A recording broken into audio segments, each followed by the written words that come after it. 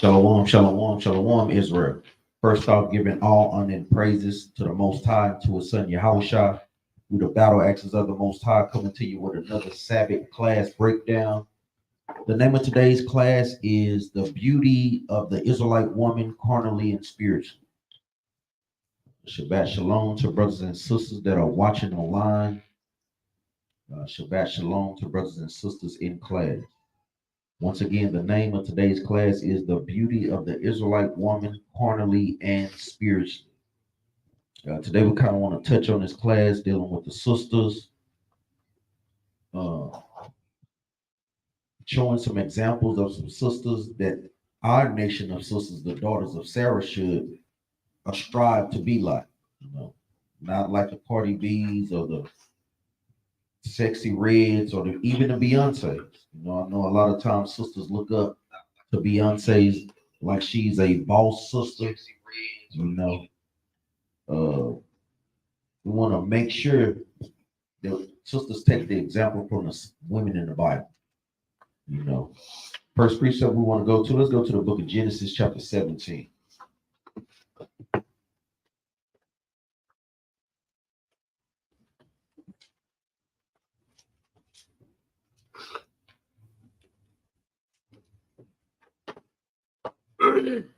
Genesis chapter 17 and verse 15. You get there, read that up. The book of Genesis chapter 17, verse 15. And God said unto Abraham, as for Sarai, thy wife, thou shalt not call her name Sarai, but Sarah. But what? But Sarah. Read on up. Shall her name be. Do any brother know what the word Sarah means? What it translates to? And this is something also sisters should know. The word Sarah translates to princess, princesses of the Most High. And this is the title that sisters should strive for. Being a princess of the Most High God means you're what? A daughter of the king. Daughters of king, princesses don't act like Sexy Red or Cardi B. They're very delicate creatures. They dress with modesty. They show respect. They have discipline of their spirit. They have standards. They have morals. These things are pivotal for sisters' growth in this truth because we know, I always say, sisters in this society are totally going off, man. I'm talking about out of order. And we have those sisters to thank because that's the people, the sisters that our younger sisters look to. Read that again. Genesis 17 and 15. And God said unto Abraham, as for Sarai, thy wife, thou shalt not call her name Sarai, but Sarah. It says Sarai, thy wife, not a jump off, not a baby mama. The Bible doesn't deal in those mannerisms. The mannerisms and the customs that we are accustomed to today. No, the Bible doesn't deal with that, man. Many of us know that it's many in our nation of people. Even my wife telling me, looking back on certain things, you seem rarely with parents putting a father's name on a birth certificate. Those things are totally out of order. Even something she pointed out to me, they had head of household even on those old birth certificates. They had those things on there. Thy wife, the Most High God deals in marriage. Read on up. But Sarah shall her name be. But Sarah, meaning the princesses of the Most High. And this is something that sisters should constantly strive for in this truth, man. Let's go to the book of Sirach, chapter 26 and verse 1. That's something that sisters should constantly be striving for, especially as we get to Passover. I know Officer Barakai did a great class Wednesday. I'll touch on a few of those precepts in the book of Proverbs. Like we always tell Battle Axe sisters and sisters of the nation of Israel in general. Proverbs 31, Sirach 26, Sirach 25, Titus 2. These are scriptures that sisters should constantly be going over. Sisters should know those precepts, those chapters, those titles like the back of their hand. And sisters, more importantly, need to be constantly trying to do what? To apply those things in their everyday life. Constantly. Those are the main things. When you get there, let's read this. The book of Sirach, chapter 26, verse 1. Blessed is the man that hath a virtuous wife. Read that again. Blessed is the man that had a virtuous wife. So the scriptures say the Most High God is letting us know, blessed is the man that have a virtuous wife, man. That's a great thing to have. To where you come home, you're not battling with your wife. We have it hard enough as it is battling with Esau in captivity. This is something that sisters constantly need to check their spirits on. Like I said, we ain't talking about these great battle axe sisters up in here. The sisters been on point, but we know sisters do struggle with things because sisters are what are emotional creatures, and these are the things that sisters have to put off. You have to put off emotions and put on spiritual and logic according to the Bible. Sisters do those things, they'll fare well. Because the first thing a sister say when something she don't agree with, where I feel. No, we can't leave feelings out of this. That's right. Let's strictly go by what the scriptures are saying. Go ahead. And so, just like what I was explaining, a lot of times, I guess when sisters, even when they get in their emotions, they let their emotions take over, and they forget all the consequences that come behind it, right? So, really, their emotions kind of dictate their action. But that's why a lot of times, like you say, when the Lord goes into a virtuous woman, that's a woman that can really check her spirit, right? Not just in good times, but in times when the times get hard too. Because a lot of times when people do something sisters don't like, they can't check their spirit, man, to the point that they react on something that they should have never reacted on. Then there's all these apologies, right? So that's the reason why, like, the Lord speaks on a virtuous woman, man. All right, go ahead. Let's read the definition of virtuous real quick. This is the definition of virtuous. It says having or showing high moral standards. And that's something that a lot of times our sisters in this society have forgotten. They don't have high moral standards.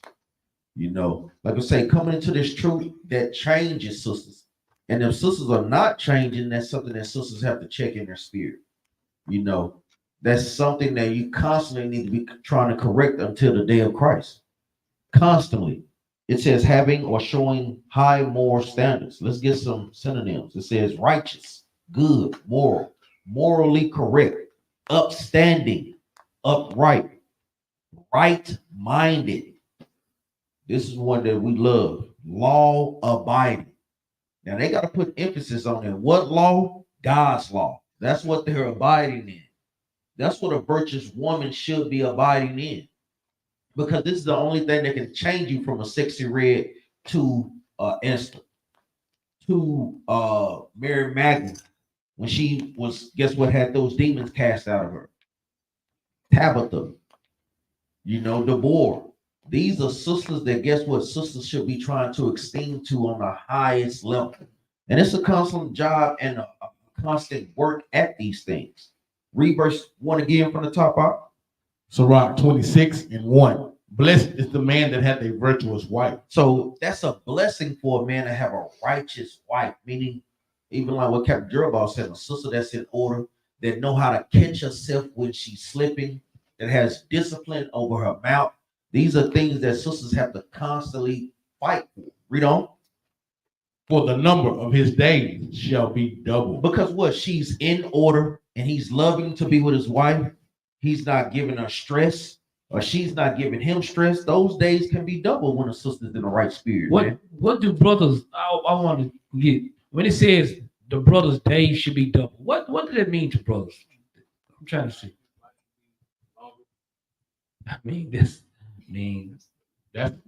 That's literally what they're saying. Yeah, I'm just saying, can y'all brothers give us a little bit more feedback on what that's going into? No, that ain't it either. Okay, let me help you out. What this is going into is that he said his life should be double. He's gonna be fighting to live because he loved this woman so much, man. Right? Just think about it. That's why he said the woman, that's why he's gonna be so blessed. Why? Because whatever, think about, like I explained to you, Sirach chapter 26 and Proverbs 31, they go hand in hand, right? So the husband, he's gonna be fighting. Basically, he's gonna be, guess what? She's gonna make sure that he's okay, but he also is gonna be fighting to live, right? Some brothers, guess what? They have wives. Just think about it. Some brothers have wives, man. Guess what? They don't care to be around their wives, right? They don't care to talk to their wives. They don't care to interact with them. And guess what? Whether he live or die, he don't care about, especially not living for her, right? But if you had a virtuous woman, man, you ain't gonna want to leave this woman, man. You want to be there to be there around there with her as long as you can. That's right. Right? That's right. Because what is the biggest killer amongst us, man? Stress, man. Stress. They stressing. She's stressing me out.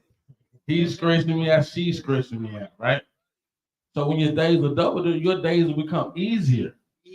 Right. You don't have to go through days fighting like the Capt Benaniyah said. You don't have to go through days fighting Esau and then come home and fighting at the house too. That's right.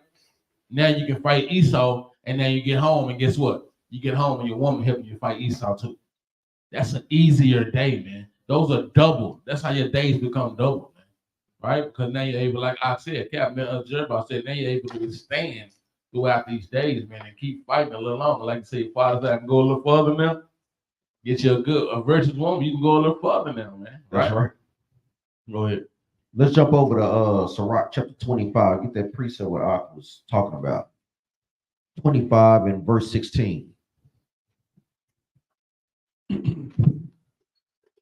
We'll come right back because even like Ox said, a virtuous wife, you're gonna want to be around that sister. But a sister that's not in the spirit, hey, you're not gonna want to deal with the sister, man.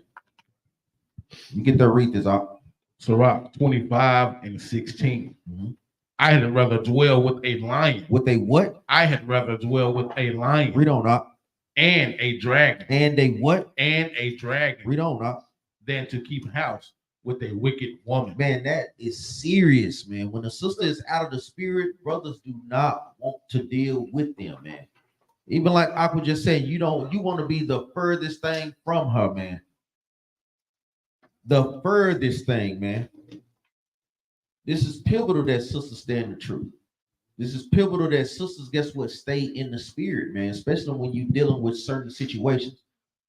The thing is, these things, the spirit is going to constantly try y'all when things are not convenient for y'all, when it's not going your way, especially when proving a brother.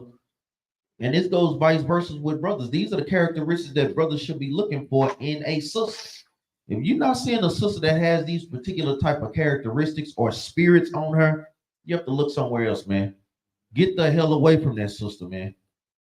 And it's vice versa for the sisters as well, man. Soldier Donovan, Sirach chapter 25 and verse 16. You have to get the hell away from them, man, because guess what? That can pull you out of the spirit. Those things really can. These are things that sisters must constantly meditate on. Read that again from the top. You good, huh? Yeah. You sure? Good. You come just do Ark in the fire, man. Sit down, man. Goddamn Capt. The book of Sirach, chapter 25, verse 16. I had rather dwell with a lion and a dragon. Just think about these animals, man. These are vicious animals, man. And the husband has said he'd rather dwell with those vicious animals than to dwell with a sister. Think about the characteristics that a sister should have. Feminine traits, soft, sensual. You know, those are things that you want to be around. Brothers don't want to be around no masculine sisters, man. That's the furthest thing brothers is not trying to be around, man. Read on up. Then to keep house with a wicked woman. Than to keep house with a wicked woman, man. So these are characteristics that brothers have to identify and sisters have to identify in themselves. Do I have this particular type of spirit to where I'm argumentative? I'm always trying to debate. I'm always trying to assert authority. Or am I a submissive sister that can be told and can be taught things according to the scriptures? Because that's one of the main things that is heavy. Learning to listen to what your husband is teaching you. The thing is, how you gonna listen to him and you the one that chose him? You lay down with that brother. He good enough to have sex with, but not to teach you. And man, like you say, touching on these subjects right here, man, really is a heavy deal concerning not the women of Israel and concerning the men, man. Thinking about, man, that's why I'm saying that, like, if you especially you trying to brothers, I mean, you like a brother trying a sister, guess what, man? You got an opportunity, right? But a lot of times brothers get taken in their lust, and guess what happened? Here you go. Now wherever you was dealing with, now you stuck with it, right? This is a give you a way out, right? If you see the wickedness on it, it gives you a way out. But guess what? At the same time, she looking at your wickedness too. That's right. Right? And see if she can if you trying to really change. Let's think about how brothers and sisters is in the truth. If you really trying to change, guess what? Brothers can see if a brother's trying to change. Or if a sister can see if a brother trying to change. We can see this on each other, right? You got the wicked of the same place. You got a wicked woman, and all of a sudden, well, she ain't wicked. It's just okay.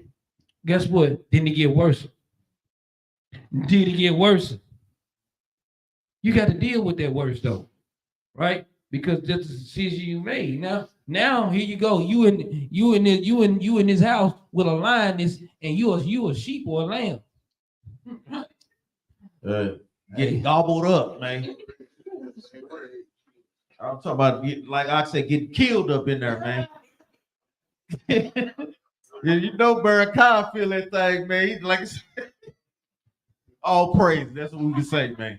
All praise. Don't get killed up in this thing. You want to make sure that you are equipped to deal with the spirits that are up in your house, man.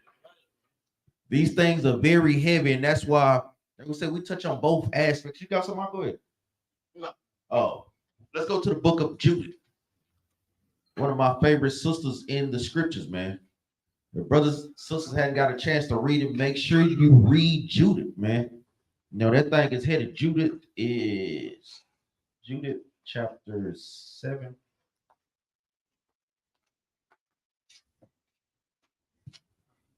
Make sure that sisters, because this was a very beautiful sister.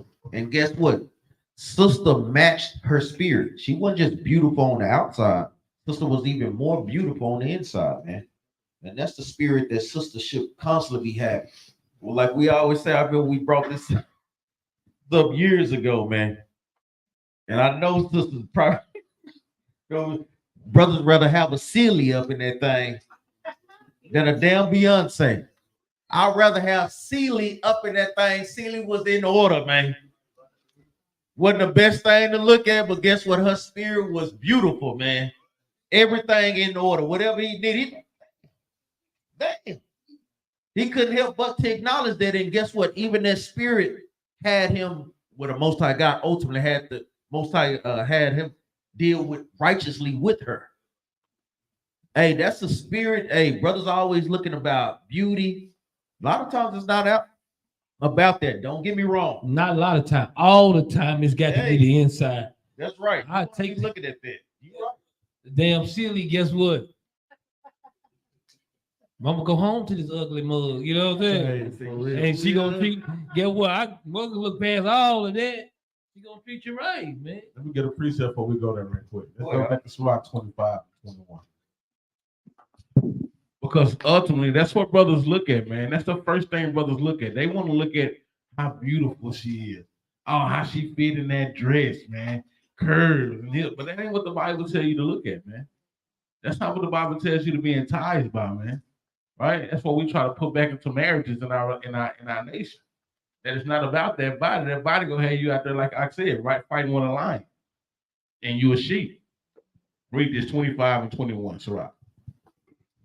The book of Sirach, chapter 25, verse 21. Stumble not at the beauty of a woman. Read that again. Stumble not at the beauty of a woman. What is the first word that scripture says? When you are just ultimately looking at the beauty of a woman, you're stumbling right there. right? That's a stumble because you don't understand her worth. You don't understand her mind. You don't understand what she brings to the table. All you doing is stumbling at her beauty. The Bible says, stumble not at a woman's beauty, man. It's not about that. Like I said, we'd rather have C up in that thing, man. And be well pleased with it too, man. That's right. I know my socks right here. I know my drawers right here. I know my shoe. I walk out the house, I forget something. I ain't got to worry because I know she know where it's at. Right? You'd rather have that. Read on. Stumble not at the beauty of a woman, and desire her not for pleasure. Now, ultimately, this class is going into marriage, man. This is a woman being in order in marriage, right? This is a man that should be understanding how his woman should be in marriage. So when it says that, it says, and desire not her for pleasure, because that's what we ultimately look at. The main thing we look at is a woman. Oh man, I'm having a good time with that, man. Right? I'm gonna knock that tree down, man. Yeah, man. Say, hey, it's going down. Right? But that's pleasure, man. And I'm gonna tell you, pleasure comes in the mind, man. I'm gonna tell you, when you really get to know a woman, you really have a good vibe and bond with a woman. Say, man, I'm gonna tell you, and I ain't saying like it don't matter what she look like. When y'all do finally have do the thing for the marriage, A spiritual connection. yes, man, it's gonna be lovely, man. That's right. Because you're not stumbling at just the beauty and the outer appearance of that thing, man. And that precept is in Proverbs chapter 6, right quick. Let's get that right.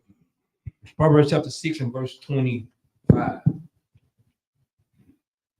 How a man can be taken. Let's start verse 24. How a man can be taken by a woman's beauty, man. Because it happens all the time. Like, ooh, man, that's sister fine. Boy, she got everything man looking for in your eyes, in the vision. But what's your heart like? Right? You get there, let's read that. The book of Proverbs, chapter 6, verse 24. To keep thee from the evil woman, Right, read. from the flattery of the tongue of a strange woman. This is the point, verse 25. Verse 25. Lust not after her beauty in thine heart. The Lord tell us what? Lust not after her beauty in thine heart. Because guess what? That's how a person can stumble over beauty. You can this lust, this desire that you see with your eyes. Lust after the beauty of in your heart, right? Read.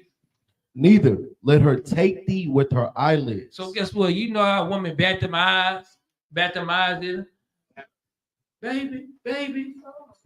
She batting them eyes. No, you can't do that, man. Because brothers get taken by that all the time, man. Right? And they ain't saying that Adam got hoodwinked like that, but since the time of Adam, guess what, man? Hey. I think Adam did get hit.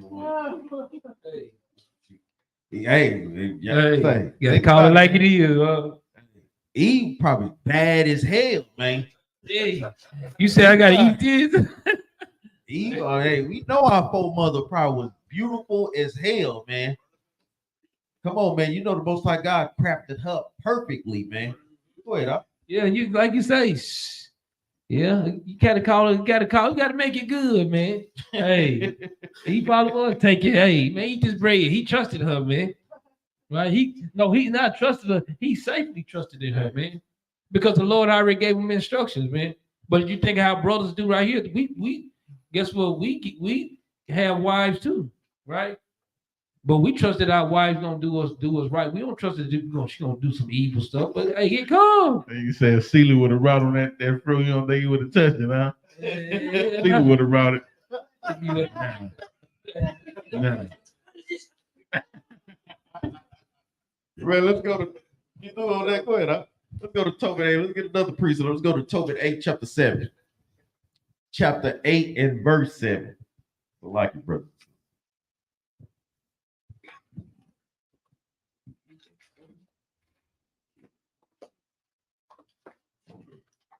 It says none with taking a nice looking sister, but you better make damn sure that her spirit is more beautiful than the outside. You know. Well, like you say, brothers lusting after Big Booty Judy, you better make sure Big Booty Judy got a even bigger spirit, man. Tobit chapter 8 and verse 7. When you get this, I'll read that. The book of Tobit, chapter 8, verse 7. Remember, stay with us too, Ox. Remember, these are precepts going into what? Not taking or being taking a sister for lust or by their beauty. Tobit chapter 8, verse 7. And now, O Lord, I take not this my sister for lust. For what? For lust. Because that's the initial thing. You know, brothers want to scratch that itch, but you want to make sure that you're looking at their sister's spirit first, man. Because guess what? If you doing that for that, you get in a marriage and sister holding out on you. You may not never get none of that thing like how you want. These are things that guess what? You must examine, man, and must discern. And sisters obviously know, like you say, these are things contrary to what sisters should be doing anyway, according to what? 1 Corinthians chapter 7. Because we know a lot of times sisters do what? Weaponize sex toward their husbands. That's out in the spirit. Sisters shouldn't do that, man. I'm glad you said it like that. Weaponized sex. That's right. Because they use it as a form of weapon, man. That's right. Oh, you ain't gonna buy this what? Oh, okay, yeah. Got your ass tonight. I got you tonight. I got you. And brothers and sisters know what we're talking about too. Read this again out. Tobit chapter 8, verse 7. And now, O Lord, I take not this my sister for lust. For what? For lust. So we don't take sisters for lust. Read on out. But uprightly. But what? But uprightly. But uprightly. Read on out. Therefore mercifully ordained that we may become aged together. And that's the goal right there. That you be mercifully become aged together. Growing, guess what? In the spirit, man. Physically and more importantly, what? Spiritually. This is something that sisters should strive to. Like we say, proving a brother, if you know a brother can't quote precepts when brothers asking brothers questions, that is not the brother for you. That is not the brother to be leading you. No, if you see a brother that don't have a good pattern of good works, brother is not always in class, brother is not doing works in the congregation, you seeing, because brothers showcase their leadership skills. We all have that in us by us being men of Israel. So a brother can even add himself, or guess what? He can subtract from himself because you're watching his leadership skills. He's literally showing you. That's why we always tell brothers and sisters, take your time when you're vetting, when you're approving brothers. Me personally, I tend to get to know a brother for at least 6 months to a year. And that's just to start out. And then like Ox, what we always say, you never stop proving that brother. You never stop proving. You want to make sure that he is constantly doing what? Guiding you by the scriptures. And the scriptures on. Not consoling with feelings, not being an emotional man. No, these are not the qualities to have. Let's go to the book of Judah, chapter 8.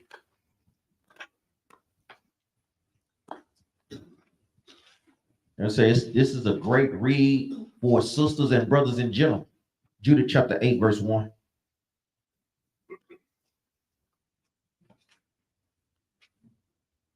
Because remember, the Most High God made Judith beautiful, but she used her what? Her beauty and her grace to do what? Save her nation. These are the attributes that sisters must have. You have to understand your spiritual gifts. And you use those gifts for what? For the betterment of your nation.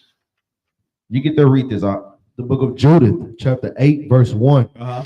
Now at that time, Judith heard thereof, which was the daughter of Merari, the son of Ox, the son of Joseph, the son of Oziel, the son of Elisha, the son of Anias, the son of Gideon, the son of Raphael, the son of Achaho, the son of Elihu, the son of Eliab, the son of Nathaniel, the son of Samuel, the son of Salisadih, the son of Israel. Read on up. And Manasseh was her husband. Was her who? Was her husband. Read on up. Of her tribe in kindred, who died in the barley harvest. So she had a husband that died. Remember, this is a righteous sister, and things may go on like this. You may have a husband that may die, but the thing is, you continue to build on that foundation that he left you with. And this is something that sister did. Read on up. Verse 3.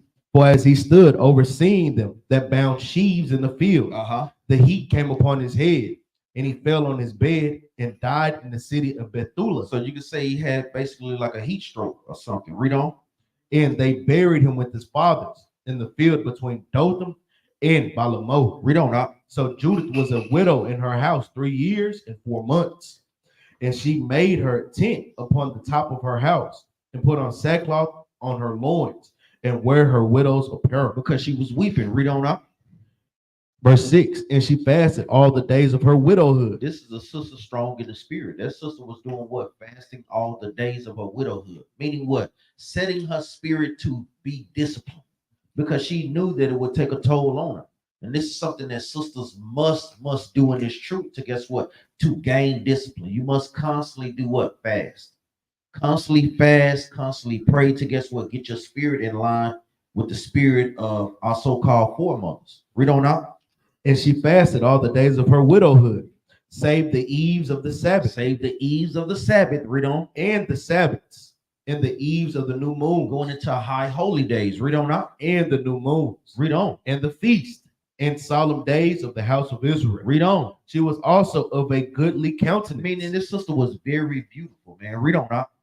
and very beautiful to behold. Uh-huh. And her husband Manasseh had left her gold and silver, and men servants, and maid servants, and cattle, Uh-huh. and lands, and she remained upon them. So guess what? This sister was, hey, husband made sure that she was set, man. And this is something that brothers have to pay attention to as well. By you, guess what? Being a man and being a leader, you want to make sure that, guess what? Your house is taken care of. You know, like we say, in all these things, man, this is something that brothers have to pay attention to as well. Read on up. Verse 8, and there was none that gave her an ill word. Read that again. And there was none that gave her an ill word. And that's a heavy, heavy thing. None gave this sister an ill word. This is an attribute, this is a spirit that sisters need to be trying to constantly strive for. Because, like how we tell y'all how to watch out for certain qualities in brothers, these are qualities that brothers have to watch out in sisters. What type of name do the sister have? You know, do the sister be in the spirit? Do she have good works? Does she have the mentality or the spirit to listen and not be argumentative? Not to constantly want to rah-rah. Like you say, Della Reese spirit. Y'all know Della Reese off of Harlem Nights, man. Say a square up with a brother, man. In a minute. But you see how Red Fox had to talk to her, man. Drank the orange juice and shut the. All right. I'm talking about that thing is heavy. Let's get a precept. Let's go to the book of Proverbs, chapter 22 and verse 1. This is spirit, man.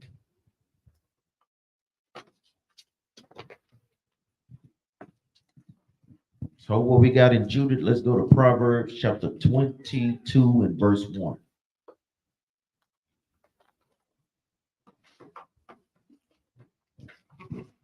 The book of Proverbs, chapter 22, verse 1. A good name is rather to be chosen than great riches. Read that again. A good name is rather to be chosen than great riches. So these are the qualities that sisters got to look out for too. You want to look for a brother that have a good name, that have a good reputation, and vice versa with brothers. You want to look for a sister that have a good name, that have a good reputation. You know, brothers, we give counsel. That's why counsel is so pivotal, because captains can give you a quick insight on the type of spirit that brothers and sisters have. Quick insight to whether or not you want to deal with that particular spirit or whether or not you have the experience to deal with that. We can quickly tell you whether or not, no, brother, you ain't been in the truth long enough. That sister ain't been in the truth long enough. You ain't ready. That sister ain't ready. What if this such and such situation come up? How you gonna deal with it? What precepts are you gonna bring out to not only just tear the sister down, but to also do what, brothers? Build the sister back up. You know, and vice versa. Do the sister have a submissive spirit to guess what? I'm gonna tell you, sisters are in the spirit when what? When you know that your husband could be going off and you still stay in the spirit. Prime example that we're gonna touch on, y'all know, is who? Sister Abigail. That's right. Nabal, that's exactly right. They were wicked as hell, man. That sister stayed in the spirit, though, man. Those are the situations where sisters will be tried, to where things are not going the way that you want to, and you still stay in the spirit. I'm gonna tell you, that's a spirit that sisters need to constantly be trying to fast and pray for, because things ain't gonna go our way. Hell, things don't even go men's way, and we the leaders. I know a lot of times, well, y'all always get what y'all want. Hey, that's established by the Most High, but it's not like how you think, because we got to go to Christ. If we out of order, Hey, I'd rather deal with a husband than to deal with Christ, man.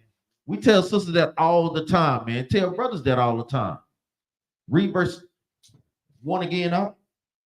Proverbs 22:1. The book of Proverbs, chapter 22, verse 1. Uh-huh. A good name is rather to be chosen than great riches. And this is what the sister Judith had. Sister Judith had a great name, man.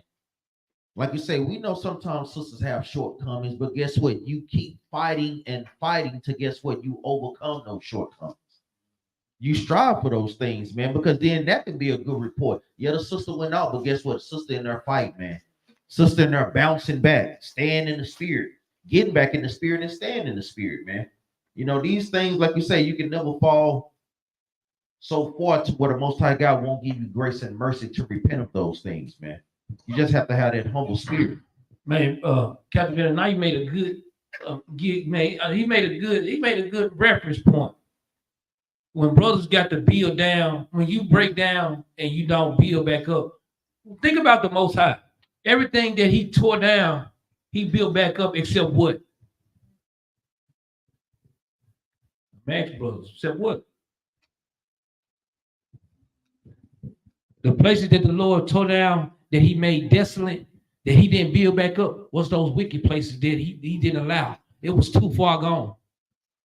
Right? So, yeah, now you can see what I'm talking, you see where I'm going at? This is how, but when you take on a possession as being a wife, guess what? If the Lord gave, it's basically the Lord gave, he said, like, think about the woman as land. The Lord gave you a piece of land. Are you going to destroy your land that you can't build back on your land again? You can't do that. That's not how scriptures work. That's not how the Lord works. Right? But if the Lord destroys a land, guess what? That land ain't gonna never. Guess what? When the Lord destroys land, he don't want, and he's not gonna build that land back up. No, he did that on purpose. Right? Thinking about a man's spirit. If a man destroys a woman's spirit, guess what? And you don't try to build that place back up, you doing that on purpose. It's our jobs as leaders, as men, to build them back up after you destroy the land. This is how it goes, because brothers, that's why it's pivotal that, brothers, when you learning the truth, when you learning, guess what? If your spirit is not built up for yourself, for you to even get this truth, don't get a wife that you can't build her back up. You understand it? And this is how problems occur, right? We got a precept for Proverbs 22:1. I should have that precept. What you got out? Oh, praise you in the spirit. Let's get there right quick. Make sure y'all write these precepts down in your Bible. Sisters too, man. Sisters be on it, because I'm gonna tell you, man.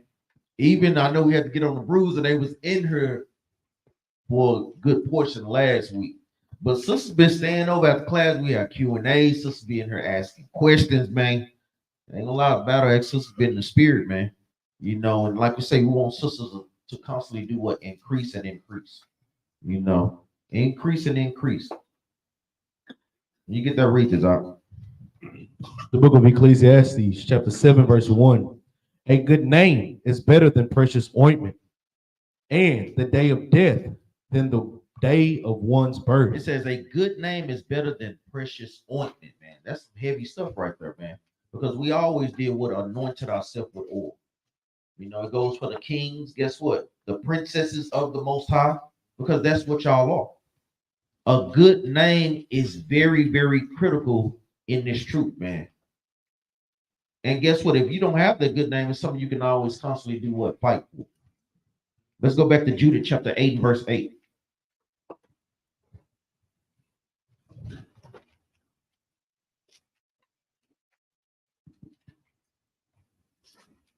So we have one quality. Let me say from Sister Judith that she had what? No man gave her an ill report. Like, you know, a certain sister, hey, you know that sister is good for these particular type of works. And all sisters have these good, great things. You have sisters that are great at organizing the building and cleaning the building, making garments, making shirts, making sure brothers and sisters are comfortable.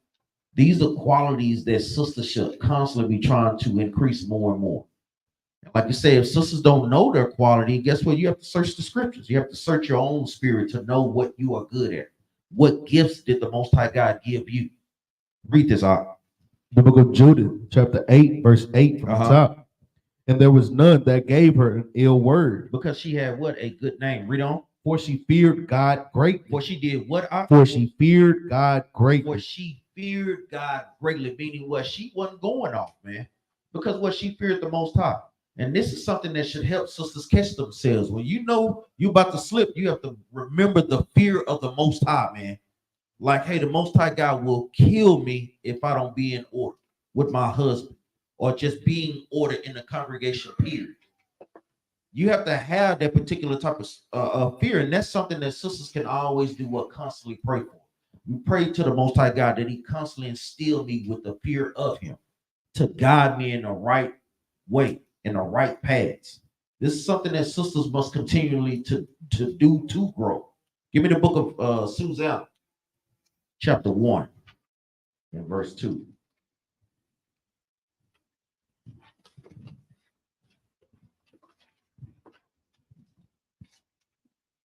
Another great sister, man, that had a great name. So great that guess what? People couldn't accuse her of nothing. Let me touch it right quick before you Go go ahead, there. Before we go there, watch this. Go to Exodus chapter 1. Now, this is us, our brothers and sisters that was in captivity and in Egypt, right? The spirit. Yeah, I already know. Now go ahead. The spirit. Now go ahead. You touch, you fight on multiple fronts, man. Because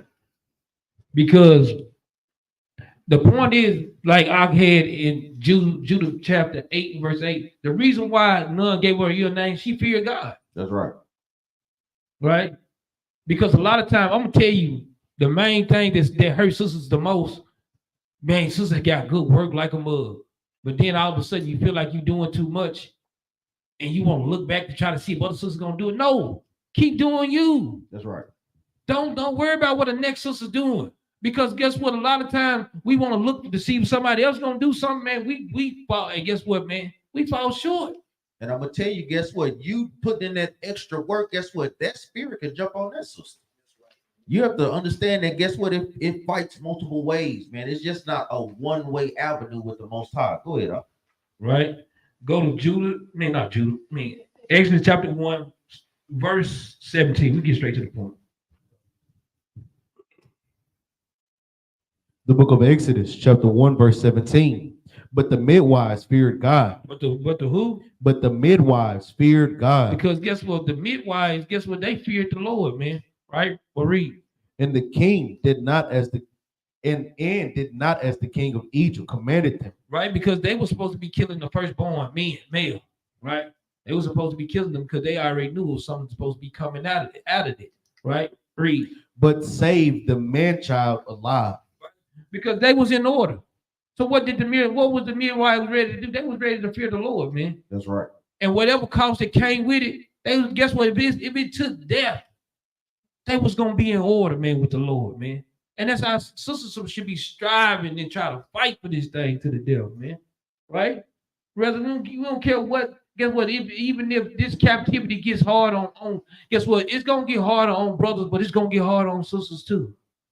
So what decisions that y'all gonna make, man? Y'all gonna, man, forget it. I'm just gonna give in to the world. Hold them or fold them. Right? And I was saying that because, this is a race, right? But in this race, you don't want to look to the left and to the right to see where everybody else at.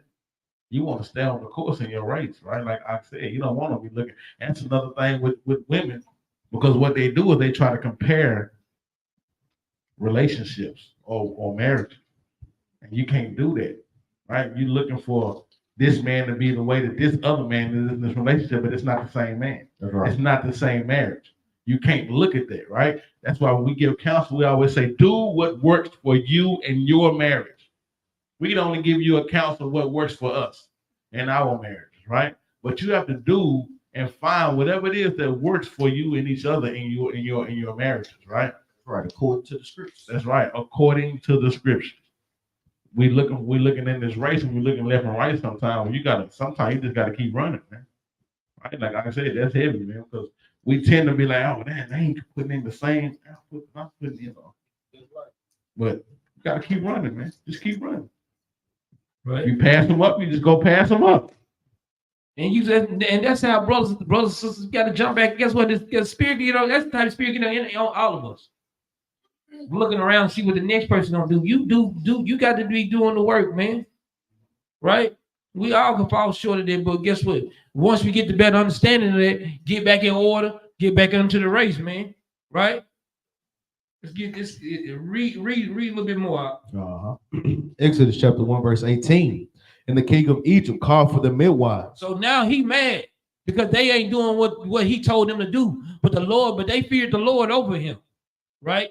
Read. And said unto them, why have you done this thing and have saved the children alive? Because guess what? They're gonna do what the Lord said to do. Right? I don't care, because guess what? This going into how sisters should be looking at your job. Sisters work, right? Y'all got jobs. If your job tell you to do something, your husband tell you to do something, who you gonna listen to? You got to get some understanding of this, man. Right? These sisters fear the Lord. Guess what? If you fear the Lord, guess what? You're gonna be in order with your husband. Right? But read it. In verse 19, and the midwife said unto Pharaoh, because the Hebrew women are not as the Egyptian women. That's the reason. Y'all women are not heathens. You're supposed to be doing what the Lord said to do. Y'all not heathens. Right? That's the reason why they not y'all supposed to be in order, because y'all are different. Right? Read. For they are lively and are delivered ere the midwives come in unto them. Jump down verse 21. This is the point. Read verse 20. Verse- Hold up. Verse 19. Read verse 19 again. And the midwife said unto Pharaoh, because the Hebrew women are not as the Egyptian women. Stop right there. Y'all should already know. Come on. Brothers in the goddamn spirit, man. They better be. Brothers in the spirit, man. So we talking mics today. For real, man. Brothers in the spirit, man. Read 19 again, man. Exodus chapter 1, verse 19. And the midwife said unto Pharaoh, because the Hebrew women are not as the Egyptian Or women. not as the Egyptian women. Give me Exodus 11 and 7. We're not the same. Even like I was bringing out, man. They have nothing to do with us, man. Like we say, it's our sister's job to walk totally contrary to this world and walk, guess what? Circumspect according to the commandments. Y'all not like Hamite sisters. Y'all not damn sure not like Edomite sisters.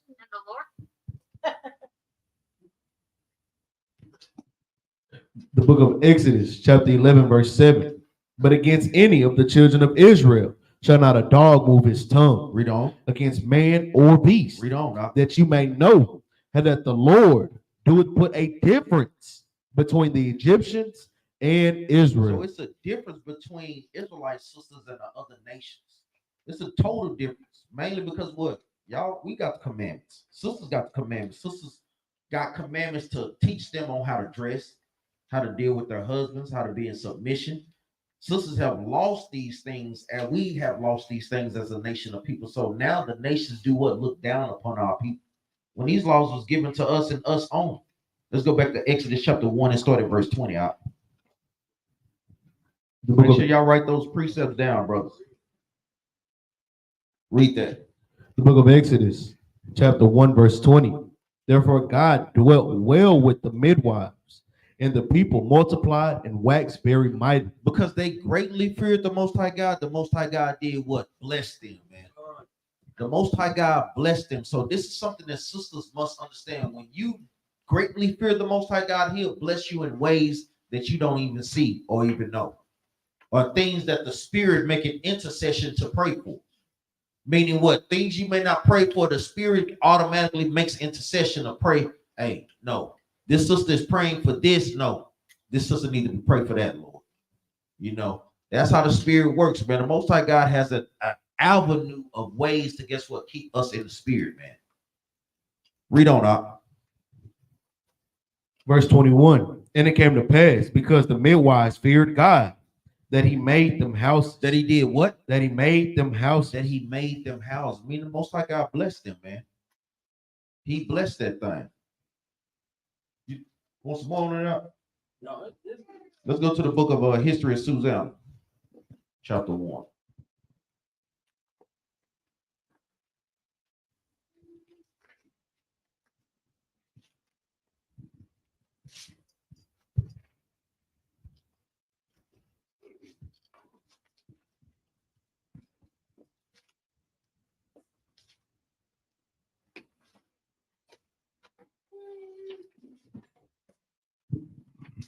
You have 1 and 2, right? Yeah. The history of Susanna, chapter 1, verse 2. And he took a wife whose name was Susanna, the daughter of Chelseas, a very fair woman, and one that feared the Lord. And one that what? And one that feared the Lord. Guess what? She feared the Lord, man. Read on. Verse 3. Her parents also were righteous. Meaning what? They taught her the commandments. They taught her how to be. This is something else that sisters that have daughters should be doing what? Teaching their daughters to do what? Greatly fear the Lord, how to dress modest, how to, guess what? Be in submission to their husband. This is something why our nation of people is at the bottom of society in this particular category, because these things have been forgotten for generations and hadn't been passed down. Read that again, now. Verse 3. Her parents also were righteous and taught their daughter according to the law of Moses. And taught their daughter according to the law of Moses. Even for sisters that don't have children, guess what? You still can teach the younger women in the congregation. You giving them pointers on things that are in the scriptures. Hey, young sister, close your legs when you sitting down. Don't sit like you. Y'all know how some sisters can sit. Legs gap wide open. like Al Bundy or something, right? But the reason why they was able to teach her because her parents was in order, right? This is how the nation of people can be in order. That's why Deuteronomy chapter 30, Deuteronomy chapter 6, right? Deuteronomy chapter 11, all these things is going into a people that's you teaching your children, or you, guess what, for the safety of your children, right? Let's jump over to verse 27. Verse 27. But when the elders had declared their matter, because you had two wicked elders of Israel lusting so hard after the sister that they did what? Tried to rape the sister. Read on. But when the elders had declared their matter, the servants were greatly ashamed. They were what? Greatly ashamed. Why? Read on. For there was never such a report made of Susanna. And that's the point. When you have such a good report, when brothers and sisters can bring up accusations on you, brothers can instantly deny that thing. It's not to say that we're not going to go into a diligent inquisition, but by their report, guess what? You get the what? The benefit of the doubt. Right. No, that sister ain't dealing like that. Certain sisters, here we go again. No, these are not the type of spirits that you want to have in this truth, man. You want to be that sister that, guess what, that get the benefit of the doubt, because what? Your good name. Because guess what? Your body of good work that's in this truth, man. This thing is heavy, man, for brothers and sisters alike, man. Go ahead. Let's get a precept. Let's go to Luke chapter 1, because I made a great point on that, man. The history of Susanna. In that 21, in that 2 and 3. Let me ask them real quick. What's the precept for verse 27? Was any brother paying attention? All praise. All praise. Judith 8 and 8. Proverbs 24. That's where y'all can put a good name. Giving another account of with Judith. Right, because even though it was somebody, like I said, some of our women don't have children, but you still are able and should be showing the younger women, right? How to carry themselves as well as the men, right? You might not have children, but your light should still shine on the younger men to show them how to be men, right? Start at verse 5. The book of St. Luke, chapter 1, verse 5. There was in the days of Herod, the king of Judea, a certain priest named Zacharias of the course of Abia, and his wife was of the daughter of Aaron, and her name was Elizabeth. Read. And they were both righteous before God, And they were both righteous before the Most High God. Read. walking in all the commandments and ordinances of the Lord, blameless. They were blameless, man. They were righteous before God, walking in all the ordinances. Right? Read. And they had no child. Read that again. And they had no child. They had no child, but yet and still, if they were righteous in the eyes of the Lord and blameless, that means that they were still doing the things that they should do and showing the younger children how to act, the younger men. They were righteous before the eyes of the Lord, blameless. So that means they were doing everything right or possible that they could to what? Help the nation, right? Read. Because that Elizabeth was barren, and they both were now well stricken in years. So just the point that I made about us, our women still being what? Leaders and teachers of the younger women, even if you don't have children, our men being leaders and teachers of the young men, even if you don't have children, right? Because later on, what did the Lord do? He blessed them, right? With the child. So just stand in order, stand on that path, even though, right, that we don't have the children or things of that nature. Because sometimes we get in that mode. Oh, I ain't got no child. I ain't got no shit. I ain't got to worry about talking to children.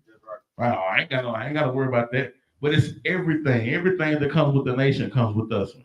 If you understand it. Right? We are a light, the light that can't be hid, right? So your light got to always shine. Right? Go ahead. That's a great point that Ak was bringing out. Let's go back to the book of Sirach, chapter 26, and verse 13.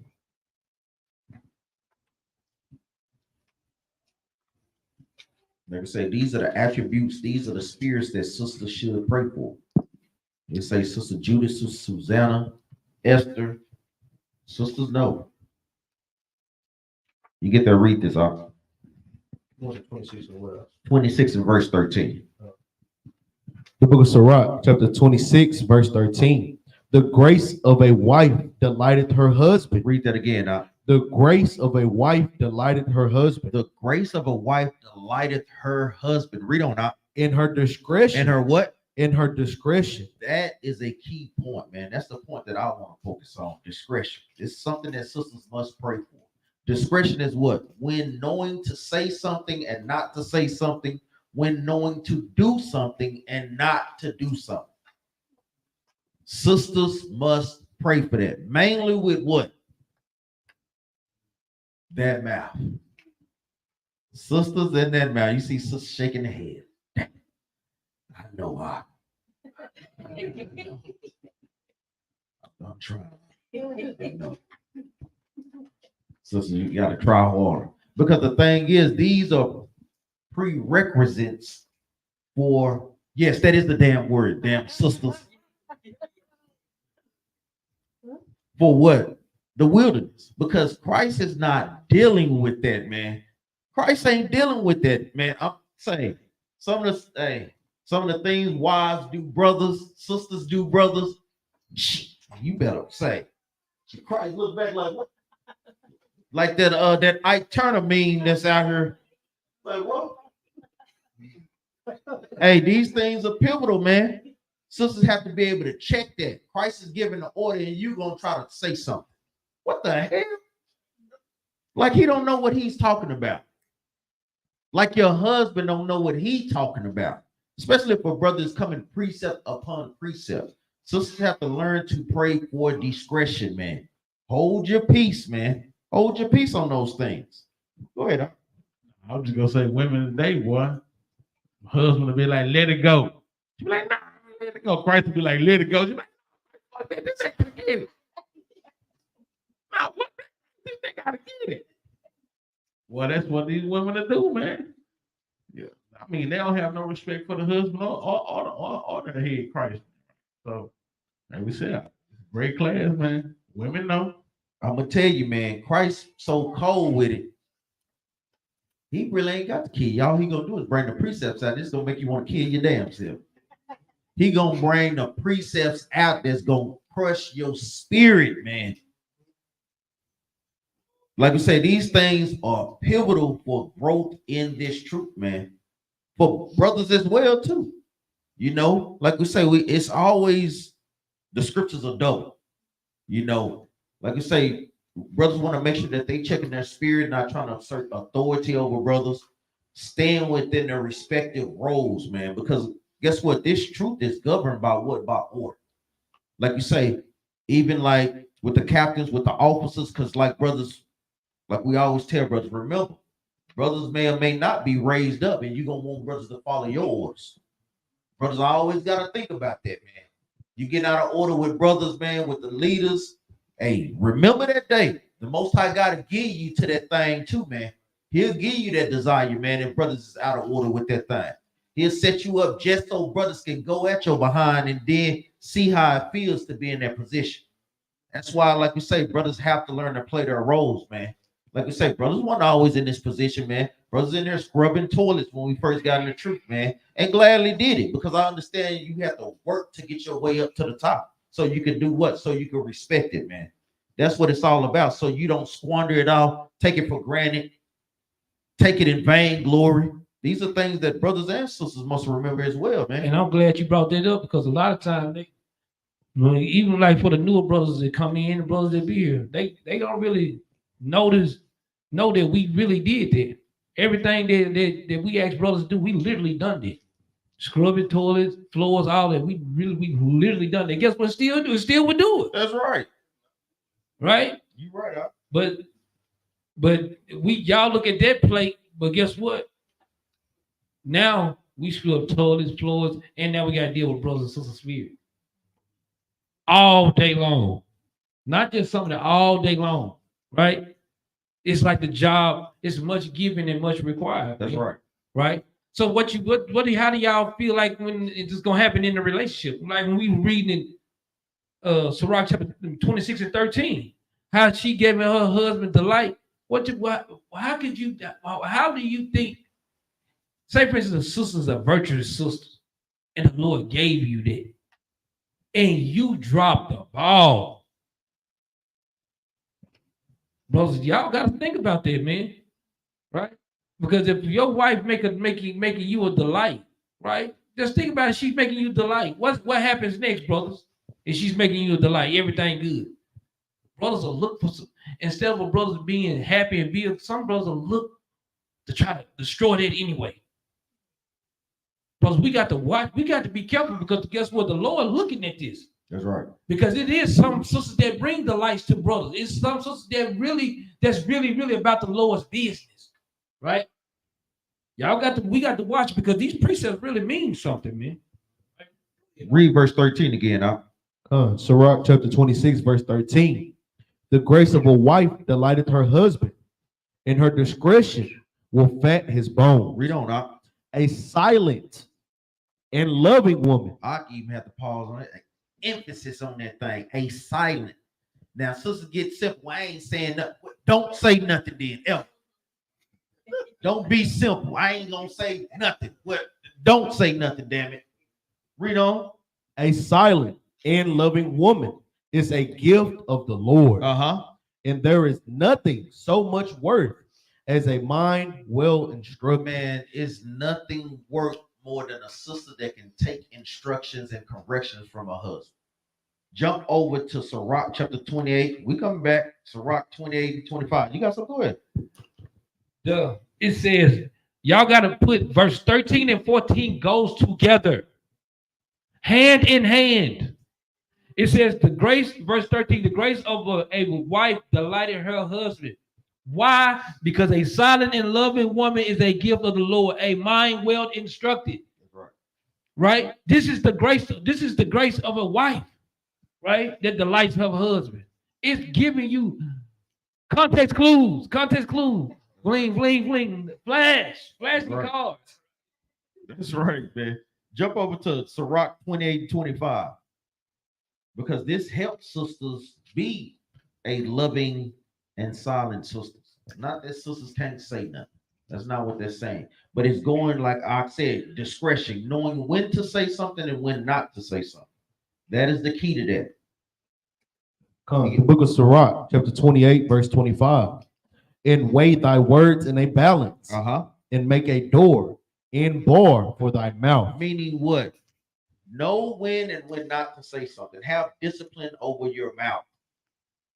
Read that part again.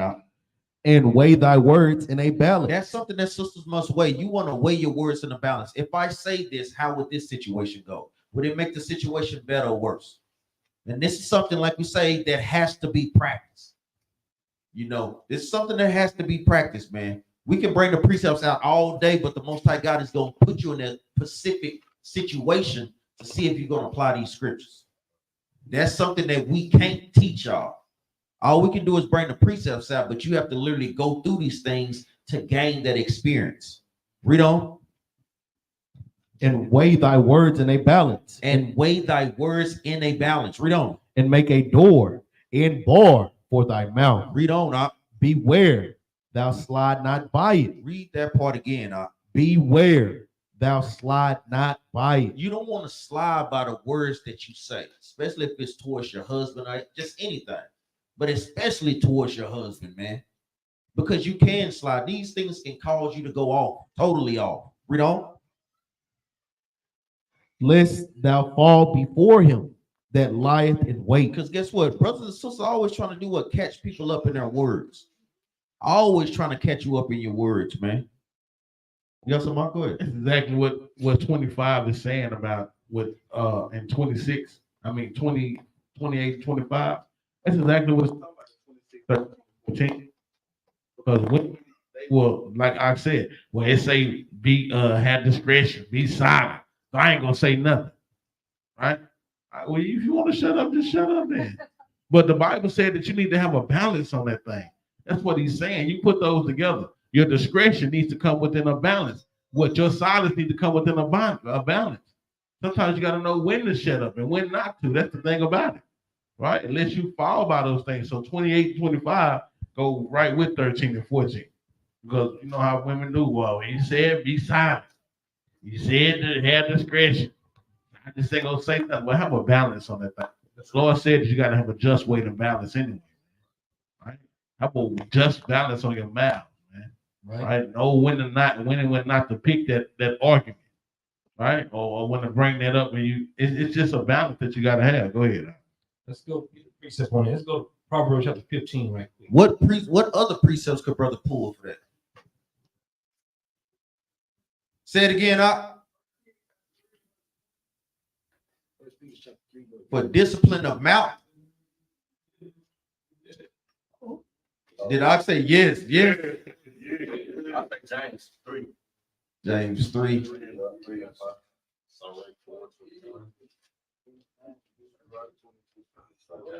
it again, Soldier Don. Sirach 22 and 27. Sirach 23. He said 1 Peter 3 and 1. Not yet. Remember, you want precept just to hit directly to the point. What you got, sis?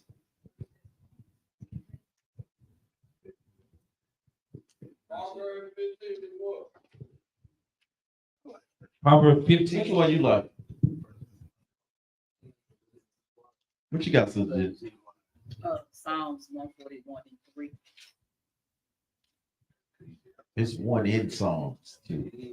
I'm thinking of the one, Sirach 23 and verse 7. I want to get that there and give it to Ak right quick. That's what I thought you would. Say it again. Yeah, it's one in Psalms, I know. We're gonna get that one too. 41 and 3 or 144. Read this right quick. We're gonna get those precepts. We're gonna get them all. Read this Sirach chapter 23 and verse 7 right quick. Yeah, you get a precept. We all get precepts. Read this out. The book of Sirach, chapter 23, verse 7. Hear, O ye children, the discipline of the mouth. Of the what? Of the mouth. This is something that sisters have to pray for. If you know you struggle with those things, you want to make sure that you pray to the Most High God that He gives you that discipline. But like you say, you have to constantly do what? Practice at those things. Read on. He that keepeth it shall never be taken in his lips. If you keep those things, you can never be taken in your lips, man. Never. Like we say, we have to literally believe what the scriptures is saying. Go ahead, Doc. Those are good precepts you pulled a song. Let's go to Proverbs chapter 15 right quick, verse 23. Because not that the sister can't say nothing, but it's when to say something, man. Right? Because guess what? You know, brothers gonna leave, but guess what? Hey, sister should be able to tell brother like, hey, man, the scripture didn't say that. Man, yes, it did. Then she showed you the scripture, and you know, like, hey, you back in order. You supposed to be anyway, right? Proverbs 15, verse 23. The book of Proverbs, chapter 15, verse 23. Read, A man hath joy by the answer of his mouth, read. and a word spoken in due season. How good is it? Right? Because sometimes we speak things out of season, right? Here it is. Guess what? Here it is. One family member just died, and now she ain't got no going there. You need to be doing this. It's like the time. This is just not the time. I already got something going on. Hey, this is not the time. You got to be able to speak words in due season. People literally a lot of times speak words out of season, and we get in trouble because we do it. We cannot speak words out of season. This is going into having discipline with your mouth. This is have discipline with understanding. Because guess what? The discipline of the mouth goes with discipline of understanding. It goes hand in hand. And if brothers and sisters don't think that they do, guess what? You a fool will blurt anything. That's what the scriptures say plainly in Proverbs, man. But when you got discipline in your mouth, it means you got a good understanding. It means you know how to speak in season, right? That's why the Lord said, how good is it, man? Right? Go ahead. Let's go to 1 Thessalonians chapter 4, verse 11. Precept that sis gave. Get the other precept that Sister Genesis gave. Getting them both. Those are great precepts that sisters pulled out. But we say we want to engage sisters as well in this class as well as the brothers. You know, we want to engage both.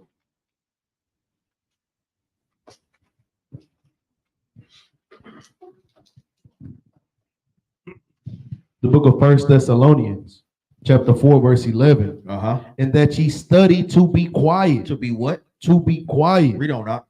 And to do work and to do your own business. Read on up. And to work with your own hands. And to work with your own hands. Meaning what? These are things that sisters must do. Sisters should understand what their roles are. Genesis chapter 3, verse 16. Genesis 2 and 18. Sisters' roles are to do what? To guide the house. Now, even like what Captain Yara said, which is a great point. You may have within those guidelines, like we say, things ordered this way or that way. For instance, you may have a sister that is good with money, that her husband gives her that authority to handle the money.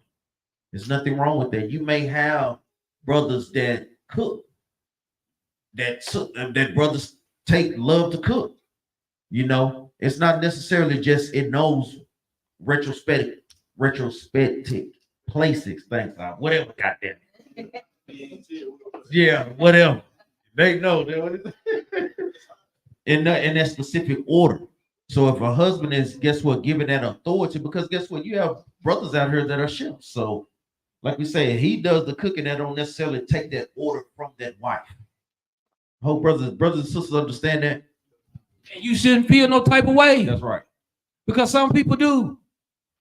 Because me personally, that's one of my things. I'm one of them people. I do. That's right. Right? So just because I like to cook, that means he don't like my cooking? No. That does not mean that. He just like to cook. Right? That's just like you say. If brothers, you got a gambling monkey on your back or something. Right, and sister good with money. Hey, no, we can't spend this, brother. You should hearken to good counsel, man. That's right. This was me and Officer Barry Kaya was talking about yesterday. I'm talking about this class is in the spirit, man. When a woman is a pillow of rest, right? Think about a pillow. Do you argue with your pillow? You don't argue with your pillow. It gets hot. If it get hot, guess what we do? We flip it over and take the cold side, right? We literally do that. So guess what? When a woman when she's being the rest for you, Guess what? And she's the pillow. Guess what? Sometimes you got to turn the tables, man, right? Flip the pillow over, man. Get the cold side, man, right? This teaches sister how to be in season, though, right?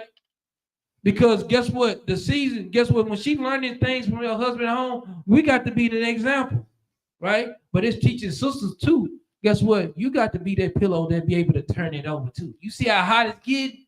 So you see the pillows get too hot. It's like, cool me off. Cool them off, right? Turn the pillow over, right? You got to be the pillow that turns over. Brothers and sisters, get that, right?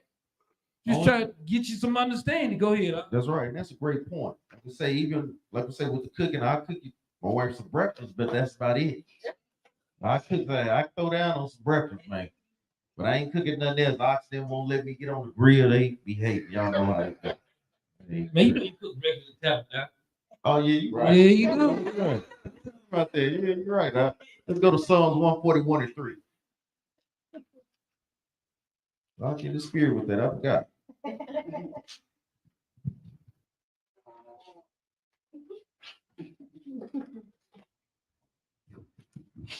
The book of Psalms, chapter 141, verse 3. Set a watch, O Lord, before my mouth. Before my what? Before my mouth. And this is something sisters also have to pray for. That the Most High God do what? Set a watch for the door of your mouth. Read on. Keep the door of my lips. Keep the what out? Keep the door of my lips. Meaning what? To stop you from saying something out of season or without discretion. These are attributes that sisters must pray for. Read on out. Verse 4. Incline not my heart to do any evil thing, to practice wicked works with men that work iniquity, and let me not eat of their dainties. Let's go to the book of, I'm going to say the book of Abigail. Let's go to 1 Samuel chapter 25, verse 14. And a lot of Sister Abigail had a great spirit, man. This sister, what spirit did this sister have? Any sister? What spirit did Sister Abigail have? Wisdom. She had wisdom. She had order. What is the main word we was kind of focusing on? Say it again, sister. Sister Brad. Say it again, sis. Discretion. Sister on point with that. Sister had discretion. She knew when to do something and when not to do something. Sister was in the spirit because they was messing with a killer. They was messing with a stone cold killer that wicked the ball, like Soldier Donovan said. That he was a nigga, man. I can't lie. He was a straight up nigga. And he could have had them put to death, man. For real, man. Like, come on, King Joffy, sit your behind down. Coming up in here all late with this cape on, man. Sit your behind down. Give me let's go to the book of 1 Samuel chapter 25 and verse 14.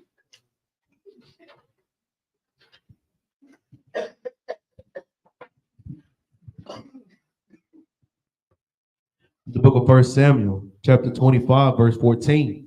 But one of the young men told Abigail, Nabal's wife, saying, behold, David sent messengers. David did what? David sent messengers Uh-huh. out of the wilderness to salute our master. And he railed on them. And he did what? And he railed on them. And wicked Nabal railed on King David, man. Meaning talk bad. Just imagine, man. He definitely didn't know discretion, man. He didn't know the type of spirit that King David had, or that the Most High God was dealing with him on a higher level. King David was a stone cold killer, man. Like, wasn't playing no games. And this is something that, like we say, in these particular times, people must know when and when not to say something, especially at work. When and when not to say something when you by yourself, where danger could be lurking. This is the wisdom. This is the discretion that sisters need, man. Read on out. Salaki, and David sent messengers out of the wilderness to salute our master. And he railed on them. And he did what? And he railed on them. And he railed on them. Read on. But the men were very good unto us. But the men were very good. Read on out. And we were not hurt. Because David dealt righteously with them. Read on out. neither missed we anything as long as we were conversant with them when we were in the fields. They were a wall unto us, both by night and day. All the while we were with them, keeping sheep. Meaning even King David protected them. Read on up.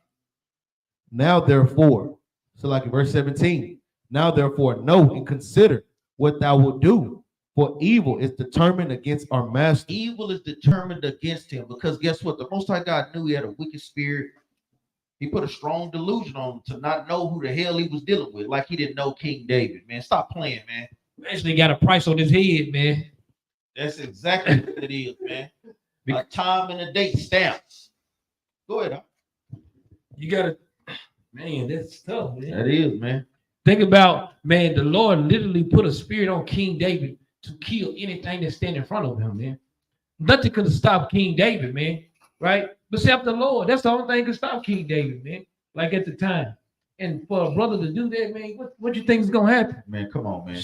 Can't possibly be good. Jump up to verse 3, y'all. 1 Samuel chapter 25, verse 3.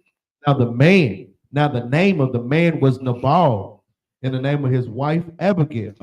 And she was a woman of good understanding. Of what? Of good This understanding. is something that sisters must pray for. You pray that you get a good understanding of the commandments of the law and how to apply them. It's not enough to read. It's more importantly on how you apply those things. You have to have a great balance between both of them because you can know precepts all day, but if you're not applying them when the time presents itself, you're doing these things in vainglory. Read on up. And she was a woman of a good understanding Uh-huh. and of a beautiful Man, countenance. y'all see how our Israelite sisters roll, man. Every time we read about a sister, it's literally saying that they're what? Very beautiful. So why in the hell would sisters ever want to wear that weave or even bleach their skin or even try to look like Edomites? I mean, we always constantly see, that's why it's pivotal that we constantly do what? Go through the scriptures and know who we are as a nation of people. They're constantly saying and giving our sister props. The most beautiful, the most desired sisters. But since sisters ain't in order, guess what? They're the most frowned upon. Read on up. And of a beautiful countenance. Uh-huh. But the man was churlish. Wicked. Read on. And evil in his doing. Uh-huh. And he was of the house of Caleb. Jump down. Go ahead. Hold on, Locke.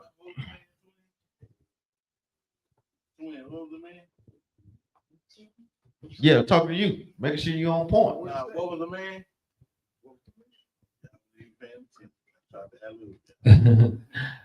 What's up now? What saying? Gotta catch that, man. Oh, it's wicked. Oh, he was wicked. So the point I want to touch on is it says the woman of good understanding, a beautiful countenance. What made the woman beautiful? That's right. The what? Let's go back to Sirach chapter 26 right quick. Remember, to break the precepts down, just use the words of the scriptures. Sometimes you have to use them backwards. That's right. Sirach chapter 26, verse 16 right quick. This is, guess what? These things right here make, now this is an alley hoop for brothers and for sisters. You want to look beautiful? This is how a woman beauty shines right here. This is how the beauty excels. You think she already beautiful in the eye? She passed the eye test already. But to get the beauty to excel in the house, this is how the beauty excels in the house. Verse 16. The book of Sirach, chapter 26, verse 16. As the sun when it ariseth in the high heaven. Y'all think of this is how to make the woman's beauty excel. When you think you're beautiful in the eyesight of a man, this is how it said how the sun rise. What does the sun, when the sun rise, that means it shines at the heights, right? Read on.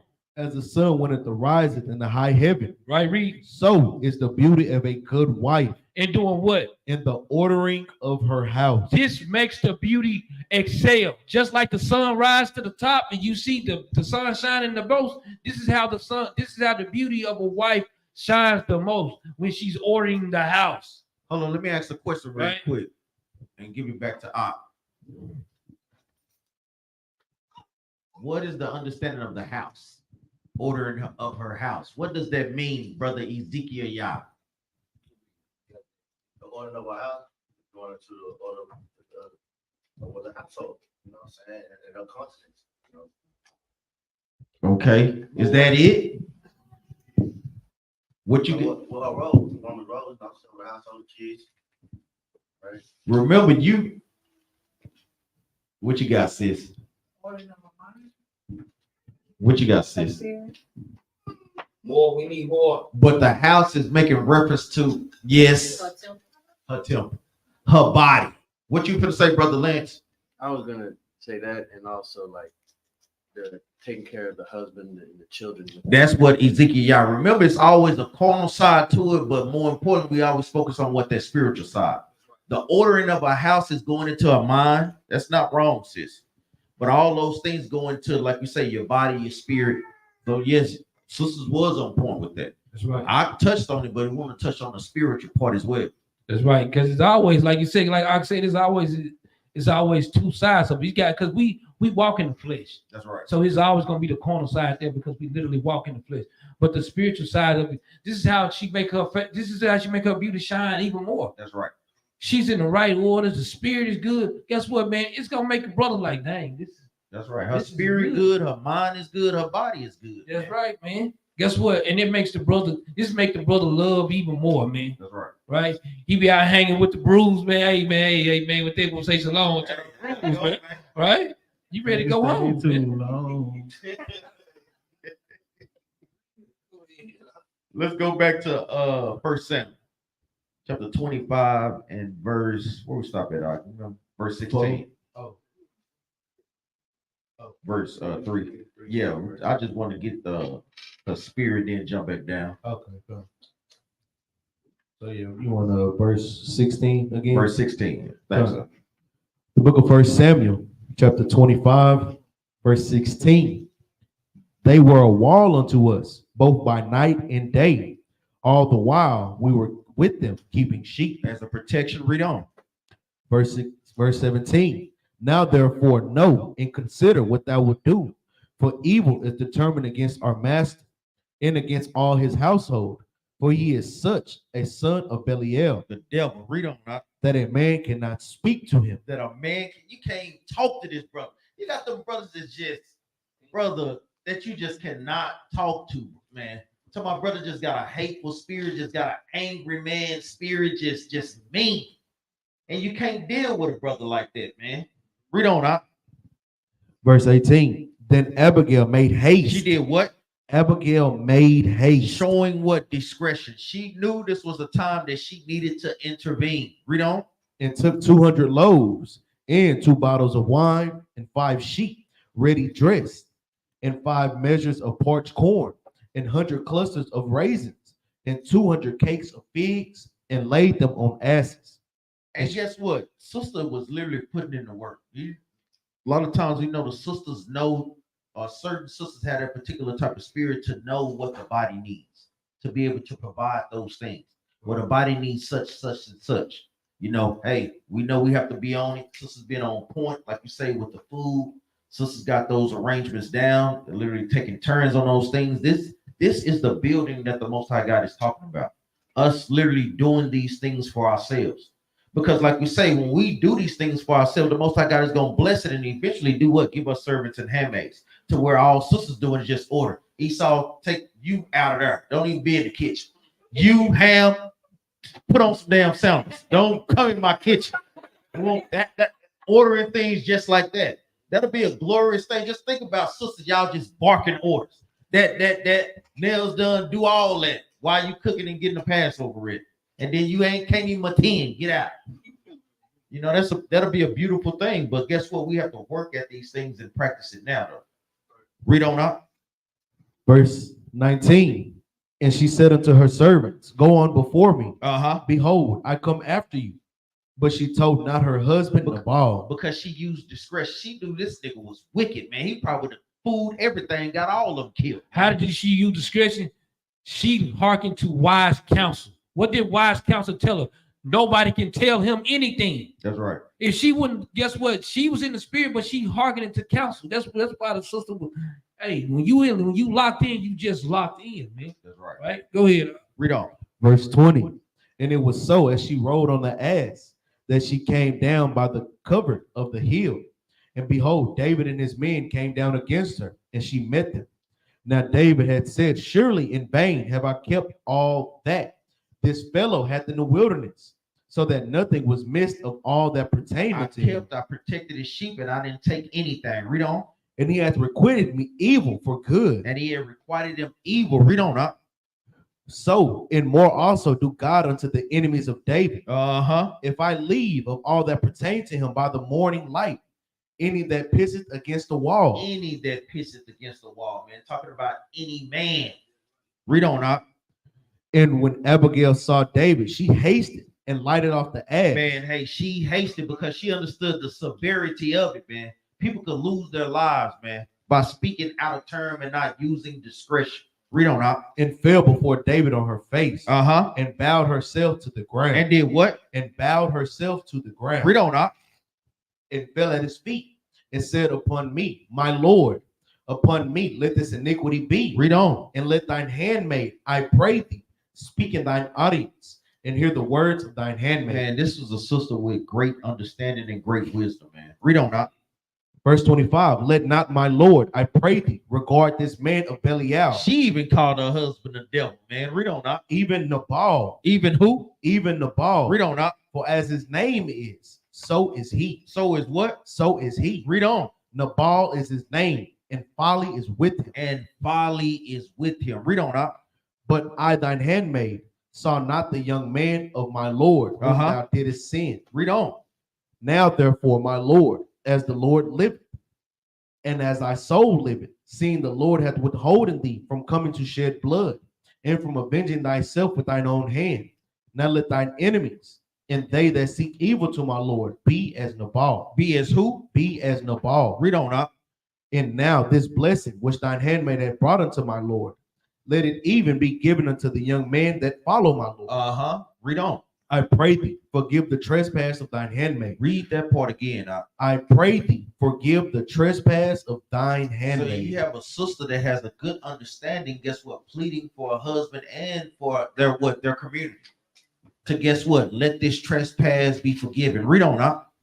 For the Lord will certainly make my Lord a sure house. She understood that the Most High God was dealing with King David. Read on. Because my Lord fighteth the battles of the Lord, Uh-huh. and evil have not been found in thee all thy days. And she knew that he was a righteous man. This is something that sisters must understand: discretion, when and when not to say something. Hold your peace, man, because guess what? That's a prelude. If you can't deal with your husband like that, just say, for instance, you just saying anything to your husband. Sometimes those things will trickle off to a nigga in the street. Guess what that nigga in the street gonna do? He gonna see about you. Because some niggas out here wicked as hell, and they will beat the hell out of a sister, man. Your words can get you in trouble, man. They will get you hurt, man. That's why it's literally, you have to practice these things, man, and perfect these things. Start with what? With your husband.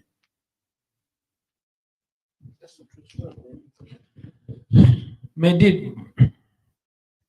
you see how Sister Abigail said, forgive thy trespasses. What is she quoting to him, man? What is she telling King David? The Lord's Prayer, man. She's literally bringing scriptures to him, man, trying to get him back in the right spirit, because King David seen blood, man. He said he killing everything that pissed against the wall, man. So you got to think, to come back a spirit, what do you come back to spirit with? Scriptures. That's right. And that's why sister was well ordered, man. Because sister understood, guess what? The precepts.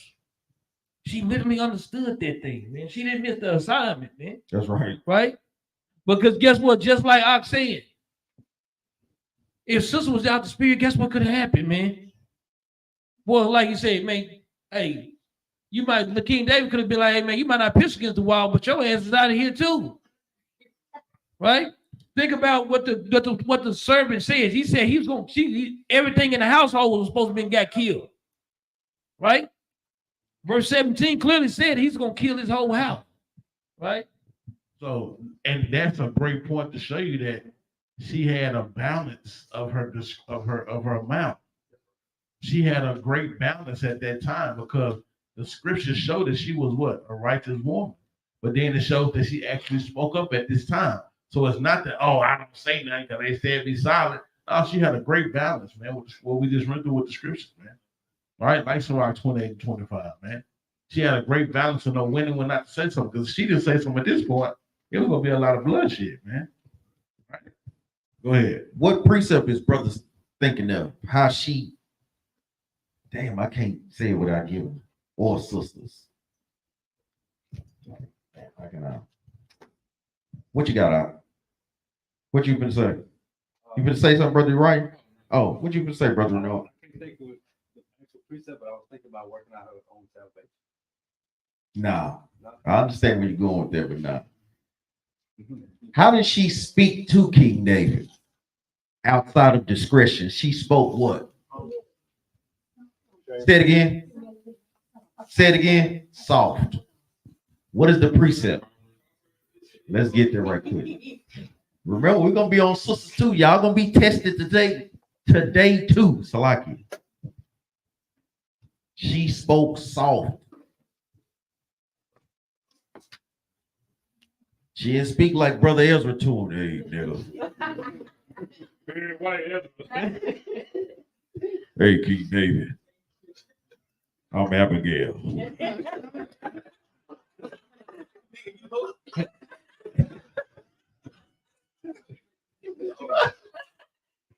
Mordecai. Read this right quick. The book of Proverbs, chapter 15, verse 1. A soft answer turneth away wrath. Read that again. A soft answer turneth away wrath. So sisters have that ability to guess what? To give a soft answer, to do what? To turn away wrath. That's literally what Sister Abigail did. Those are the traits that she showed. Read on. But grievous words stir up anger. But grievous words stir up anger. Yeah, rah, rah, rah. Nigga, you ain't nigga. No, brothers don't want to deal with that, man. Brothers don't want to deal with that up in the house, man. And I'm gonna tell you, those are qualities and characteristics that brothers got to watch for in the sister, man. Whether or not she's prone to do that, man. If you didn't prove that sister and she got that mouth on it, nigga, that's on you. And you deal with that. Go ahead, huh? That's right. Let's get that in 1 Samuel chapter 25 and verse 28. There, forgive thy trespasses. Let's go to Matthew chapter 6, man. Verse 14. Gotta get there, man. Because this is part of the Lord's Prayer, man. Right? Just think about, man, that's the beauty of the Lord, the understanding the Lord gives us, man. It gives us a better understanding on how we're supposed to deal, man. Read Matthew chapter 6 and verse 14 now. The book of Matthew, chapter 6, verse 14. 13. So like the book of St. Matthew, chapter 6, verse 13. And lead us not into temptation, but deliver us from evil. Right? So guess what? This is the mindset that she went in with, man. She didn't, guess what? Don't lead us into temptation of our own mouth. Could have got her killed in that situation. Right? He said, but deliver us from evil, right? With discretion, right? Read. For thine is the kingdom. For the Lord power is in the kingdom, read. And the power and the glory forever. Amen. Verse 14. For if you forgive men their trespasses. This is what she was trying to say, kids. Hey, man, forgive your handmaid for the trespasses, man. She literally was, she was in the spirit, man. Sister was dealing right. Read. Your heavenly Father will also forgive you. This is what she was trying to basically get King David. Hey, forgive him, man. Hey, this is your brother. Forgive him. So the Heavenly Father can forgive you. But she didn't literally say it like that. But hey, you can see the spirit this sister was going with, right? Go ahead. Let's go back to 1 Samuel chapter 25 and verse 32. 1 Samuel 25 and verse 32. The book of 1 Samuel, chapter 25, verse 32. And David said to Abigail, blessed be the Lord God of Israel, which sent thee this day to meet me. To do what? To meet me. Verse 33. And blessed be thy advice. Thy what? thy advice. Because guess what? Sisters can give great advice at times. Any sister, what sister gave great advice? Any sister know? Any Sister Tiana biting her nails. Look at you. Some oh no. Yes, sister. Give an answer. You bet. Sister Monica. You know, sister. What you got, Sister Tiana? What you got, Sister Monica? Who gave great advice? What you got? Sis, little sis. Deborah. All praise, sis. Get that sister a hand clap, man. Sister Deborah gave great advice. Man, we ain't gonna call on the anxious one. Y'all gonna be last every time. You gonna be last when we go. Sister Deborah gave great counsel. I want to touch on that after we touch on this. Jump down to verse 38. Verse 38. And it came to pass about 10 days after that the Lord smote Nabal, that he died. That he what? That he died. That he what? That he died. Read on. And when David heard that Nabal was dead, he said, blessed be the Lord. Damn, for real. Read on. That had pleaded the cause of... Brothers asked a question the other day. Hey, I mean, he ain't pray for the brother's downfall, but hey, he didn't pray for the brother's downfall, but when the Lord stepped in, he said all praises. Why? Because he trusts the Lord's judgment, man. That's right. Right? You don't think that King David was wicked because he said, oh man, all praises, man, the Lord. No. He trusts the Lord's judgment, man. That's right. Whatever he get what if he man, the Lord make one of us give the ghost up today. All praise to the Most High, man. That's right. Right? Because going into Sirach, why would we be against the wishes of the Most High? The brothers paraphrasing that precept. Brothers understand where I'm coming from. Read verse 39 again. Thanks, Doc. Verse 39 from the top. And when David heard that Nabal was dead, he said, blessed be the Lord, that had pleaded the cause of my reproach from the hand of Nabal, and hath kept his servant from evil. For the Lord hath returned the wickedness of Nabal upon his own head. And David sent and communed with Abigail to take her to him to wife. I'm gonna see what brother or sister is in the spirit, man. What precept could we put with that? Not what I'm looking for. I look at it. What you got, Mama Ra?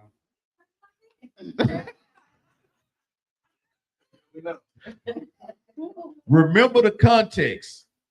What you got, sis? Proverbs 22:23.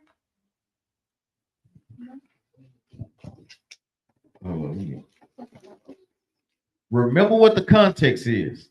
What you got, Sister Monica? I mean, I can't. Paraphrase it. That's what got you, sis. When that lady told them to bring somebody dead. No, What you got, Op? If the husband died, give it to the brother. No. Damn it. Take a crack at it, Ezra. Remember, hold up. Read that part again. Read that last part. For the Lord.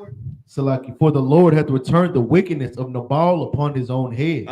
And David sent and communed with Abigail to take her to him to wife. So I'm gonna set the context, give y'all a little bit more clues, brother Hosea. Nabal was wicked. Damn, that's why I want to give it to y'all. Nabal was wicked and Abigail was righteous. What? Hosea. Say it again. For real. Sorry. What you got, Ehud? A wicked woman. You in the spirit, Doc. Damn it, I have to give y'all clues though. So that's not in the spirit, really. Is it? Kinda halfway. What's the precept, Ehud? Who told? Uriah, you told? He showed turned around though. What's the precept? I said, what's the precept? What's the precept? Let's get that right quick. This is where brothers and sisters got to be in the spirit with that thing, man. We don't want to give brothers clues. Oh, okay. Let's see here. Your brother Balak. But not, I'm gonna tell you, kind of, sort of, but I know I growing pretty fast, so we still gonna judge you harsh. Yeah, I know. I had to give y'all clues, so no. Read this right quick. The book of Sirach, chapter 26, verse 23. A wicked woman is given as a portion to a wicked man. Sisters love to pull that precept, don't you? When nigga, you wicked too, and the wife is given to a portion of a wicked nigga. Nigga. Sisters love to pull that precept, don't you? But you have to understand the context of it. Read on now. But a godly woman, But a what? but a godly woman is given to him that feareth the Lord. That's ultimately why what King David took her to be his wife. Most High God knew the type of spirit that Nabal had, man. Got him out the way and gave her a righteous head. Sisters have to learn to trust in that process. That's why it's so pivotal that sisters do what? Prove one another. That brothers prove a sister. That y'all vet each other. Go ahead, up. Let's go back to that 1 Samuel chapter 25.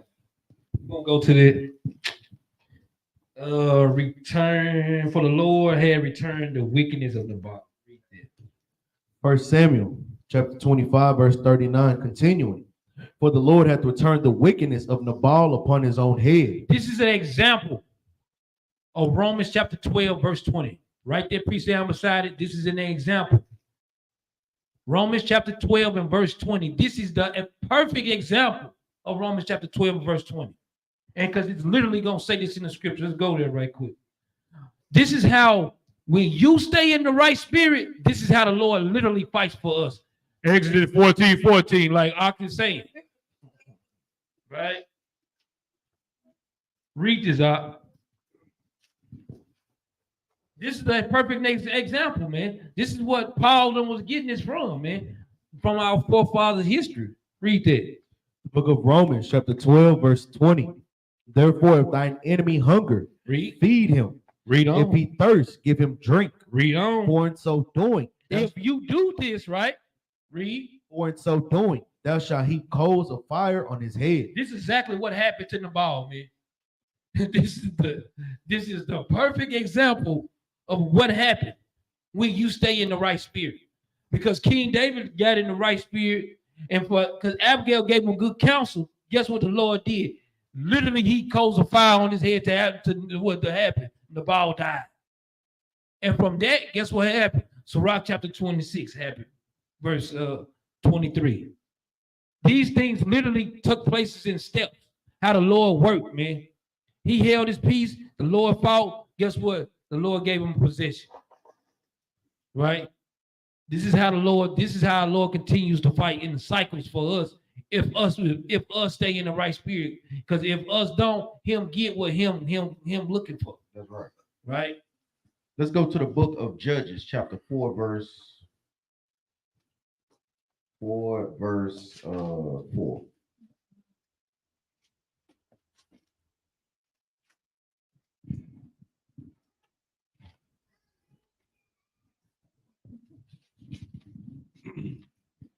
The book of Judges, chapter 4, verse 4. Uh-huh. And Deborah, a prophetess, Uh-huh. the wife of Lapidoth, she judged Israel at that time. So a lot of times Christians will take this to mean that she was running a congregation. Does this mean that? No. What precept can brothers go to show that this doesn't mean that? Brother Trey, you got a precept? How do we know that this doesn't mean she was over the nation of Israel? Think about it, because I'm gonna help you out. Because can women be over the nation? So what's the precept for it? Boy, yeah, I'm trying to help your brother out. Not at this time, not right now. And brother got the nerves of want to prove somebody. You know, I'm calling it brothers out. Let's get there right quick. So this is how we know through thy precepts we get understanding. Therefore, we hate every false way.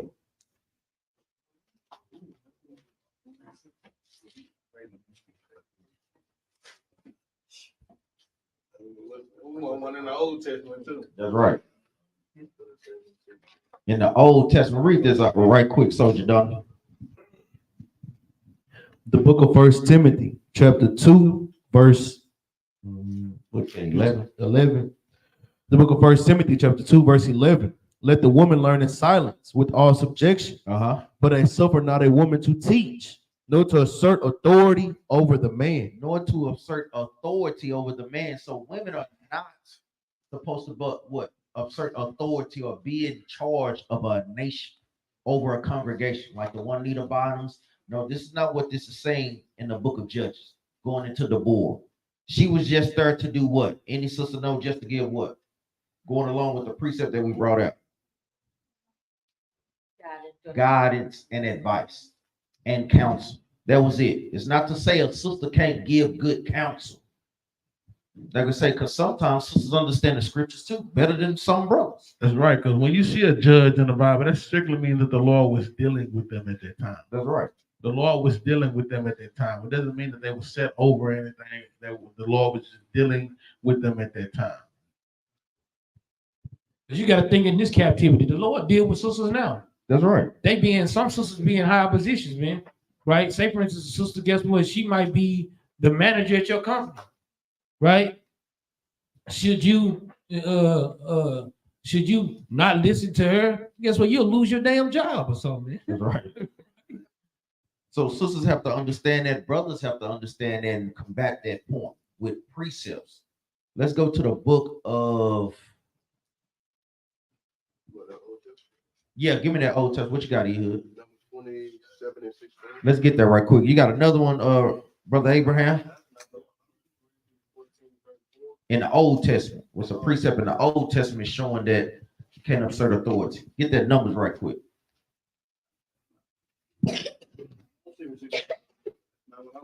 The book of Numbers, chapter 27, verse 16. Let the Lord, the God of the spirits of all flesh, set a man over the congregation. So men are set over the congregation. Ak is looking for another one. What's another one in the Old Testament? Brother should have those precepts next to it. You got those precepts, Brother Booker. What you got, Ak? What you got, Brother Booker? See if you taking them good notes. What you got? Say it again, Ak. Let's get that right quick. Yeah, 34, 31. These are all precepts that brothers need to have, especially when we out there. Y'all know we deal with those particular type of spirits, sisters that want to assert authority, say that they can teach. No, the Bible tells the sister who she can teach and what she can teach, sister. You get that, read this out. The book of Ezekiel, chapter 34, verse 31. And ye, my flock of my pasture, or men. Or what? Or men. So the flock of the Most High God's pastors or men. Read on. And I am your God, saith the Lord God. Said who? Saith the Lord God. Let's go to the book of Matthew 27 and 55.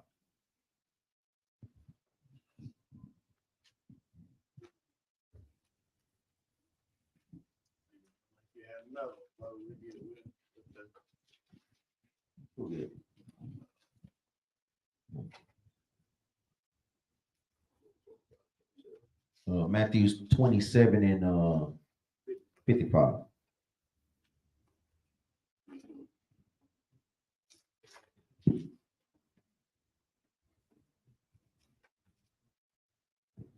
The book of St. Matthew, chapter 27, verse 55. And many women were there, beholding afar off, which followed Yahushua from Galilee, ministering unto him. So it was many women that followed Christ. Guess what? They was in the spirit, being taught, and guess what? Listening to Christ give them the understanding. Read on up. Among which was Mary Magdalene. So you got Mary Magdalene. Read on. And Mary, the mother of James and Joseph, and the mother of Zebedee's children. Just to name a few. So it was many, guess what, women that were disciples under Christ. Not to where they were just going out teaching the people, but guess what? They were students of Christ, being taught. evangelizing. Because guess what? Sisters help in this troop too, printing out flyers. It's many works that sisters can do that are in this troop. Sisters design garments. Who is the sister that designed garments? Sister. Don't yell out. Sister, who can I call on? Sister Brianna. Who is the sister that designed garments? Do you know, sis? In the New Testament.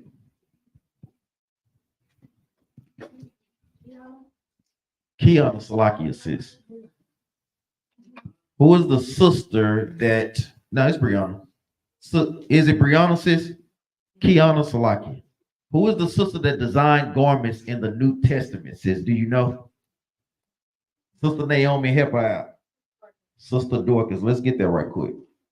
Go to the book of Acts. 9 and what up? 36 was good. Let's get there right quick. The book of Acts, chapter 9.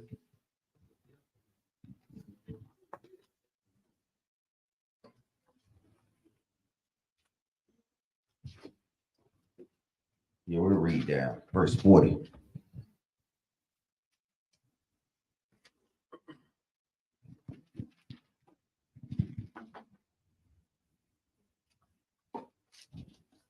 Read that right quick, Art.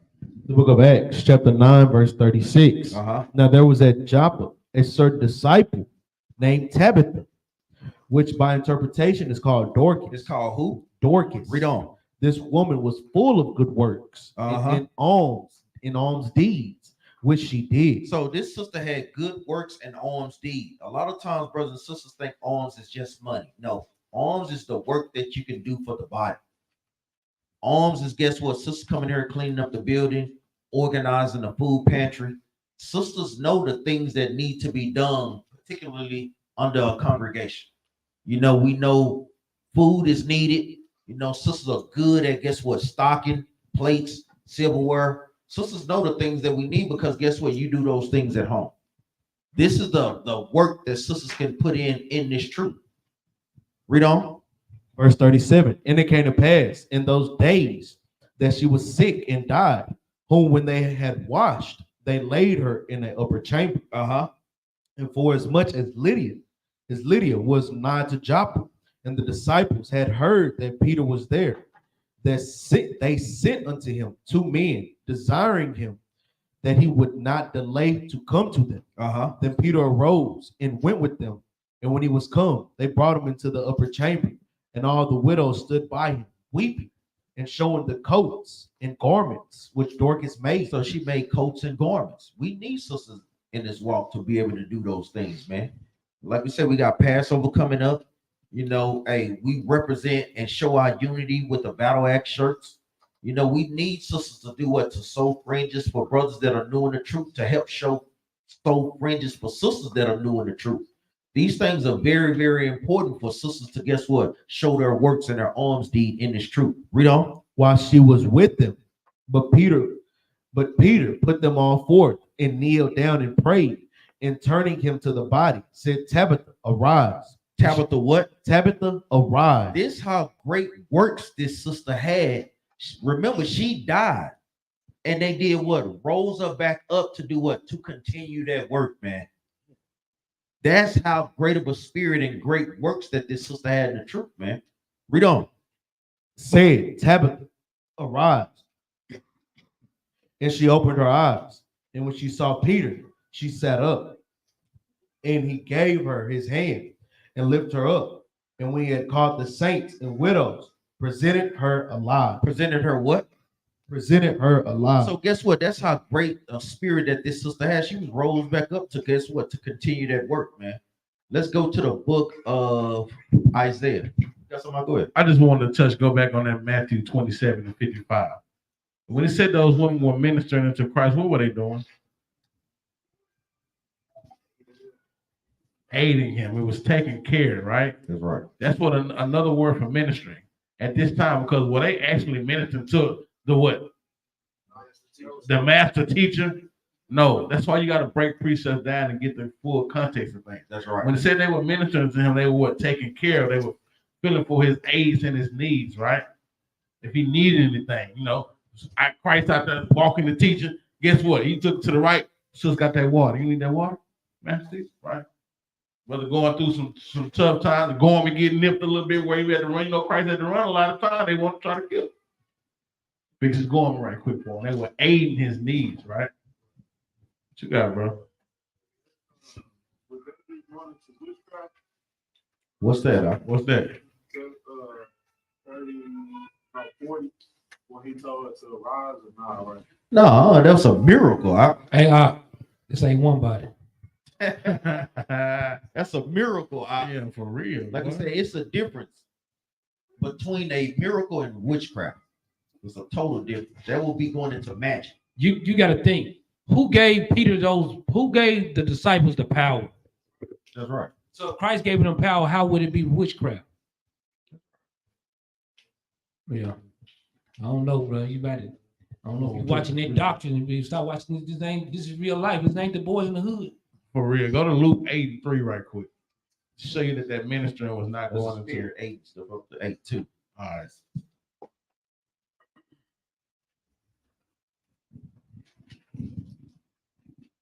That's the precept for Matthew 27 and 55. I can bring it down. Jump up to verse 2.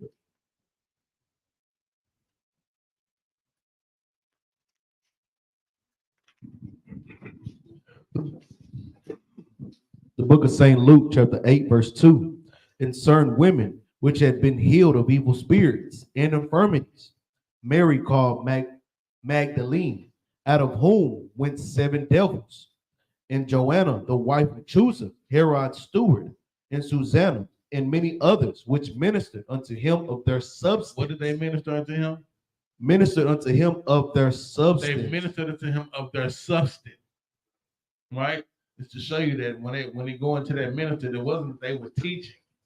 Christians will love the child. Oh, got you. Now we got you back. For real. Right? It was ministering to them or caring for them at that time.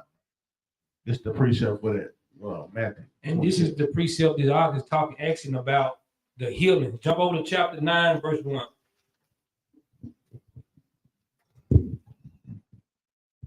The book of St. Luke, chapter 9, verse 1.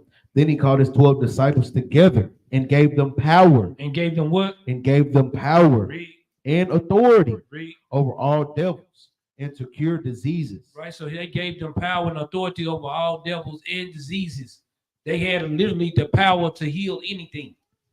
Right, so the Lord don't work with magic. That's right. Read verse 2.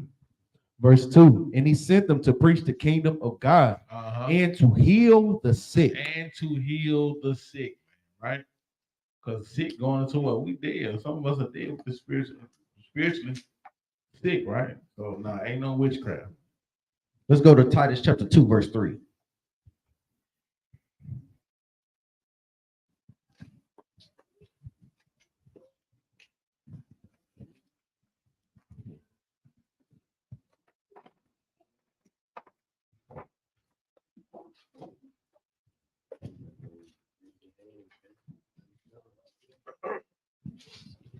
The book of Titus, chapter 2, verse 3. The aged woman likewise, that there be in behavior as becometh holiness, not false accusers. So these are giving you the characteristics of how a sister should be. Read on. Not false accusers. Not false accusers, not liars. Read on. Not given too much wine. Read it again. Not given too much wine. You don't want a sister that's a drunkard. It's nothing more unattractive than a drunk sister. Read on out. Not given too much wine. Teachers of good things. Sisters should be teachers of good things. What good things should sisters teach? Read on. That they may teach the young women to be sober, to love their husband. This is what sisters can teach, to be sober. It's your job to teach a sister, your daughters, to guess what? Not be drinking. Not to be, guess what, going all off into other doctrines.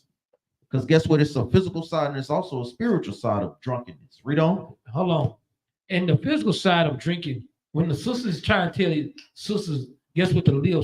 This is going to a sober mind state, because a lot of time when sisters can get altered, when they start drinking, they can get altered. They want to feel a little frisky. Now you done, well, it's got toe your ass, right? That's why sisters need to be teaching other sisters, hey man, don't get too drunk like this, sis, because hey, your mind get a little altered. You start making the wrong decision, because these brothers might be a little merry in here. They catching it. This is the wisdom of a learned sister, man. Right? Go ahead. Read on. That they may teach the young women to be sober, to love their husbands. It's a job for the sisters to love their husbands, to teach younger sisters to love their husbands. Hey, knowing what your husband likes, what he don't likes, learning how to be submissive. These are things that sisters should be training their daughters in. Read on up. To love their children. To do what? To love their children. Hey, that is a skill set that sisters need to teach, man.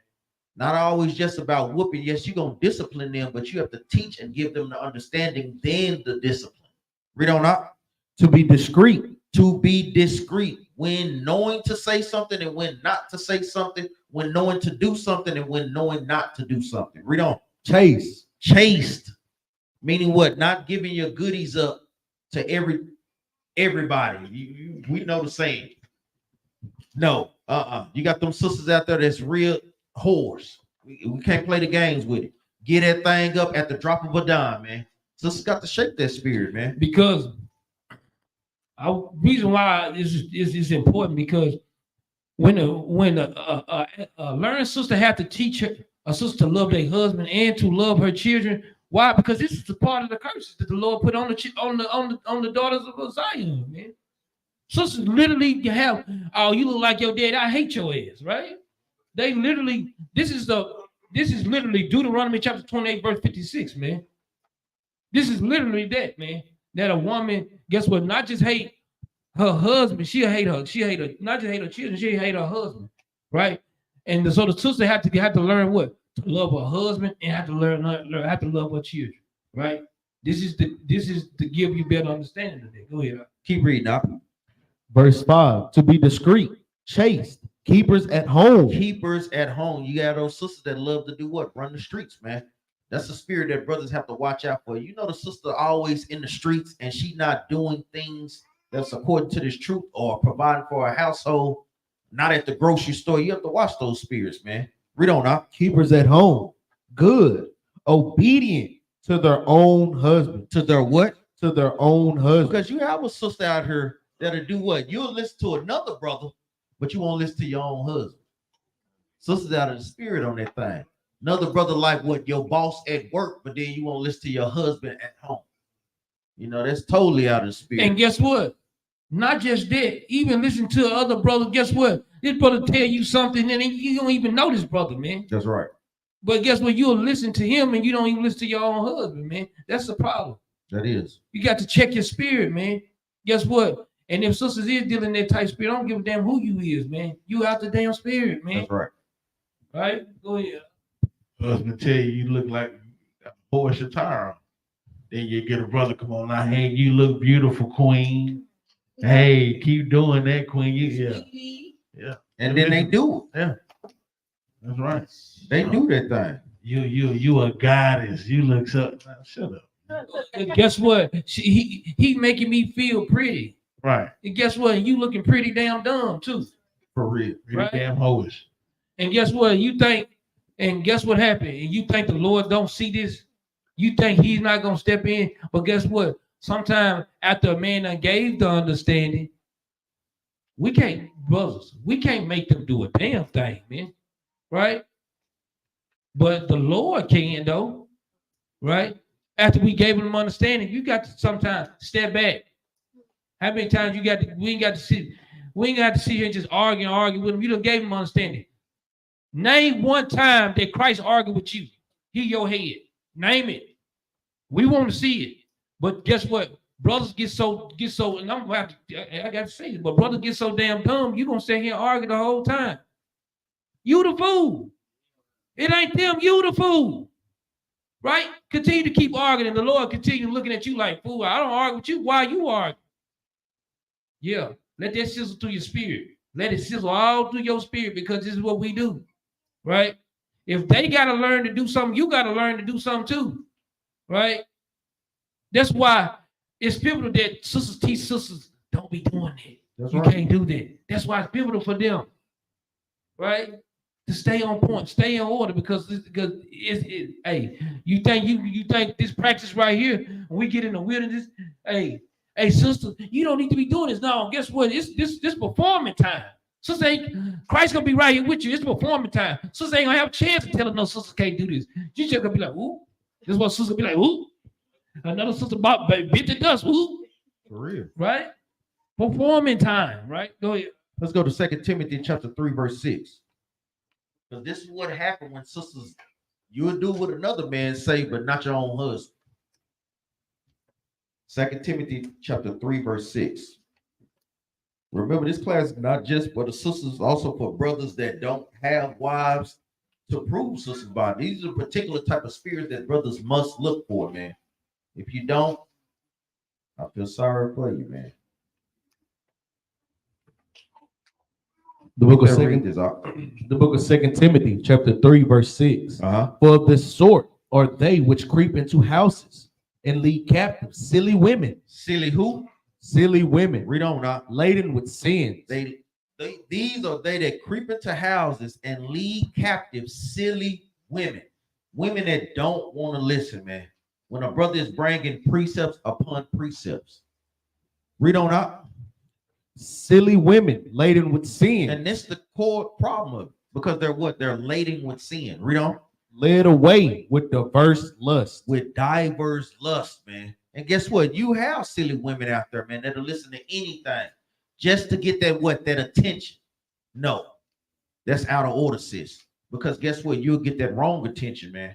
It's always what? A wrong attention that's out there. Based upon what, how you speak, how you dress, how you carry yourself.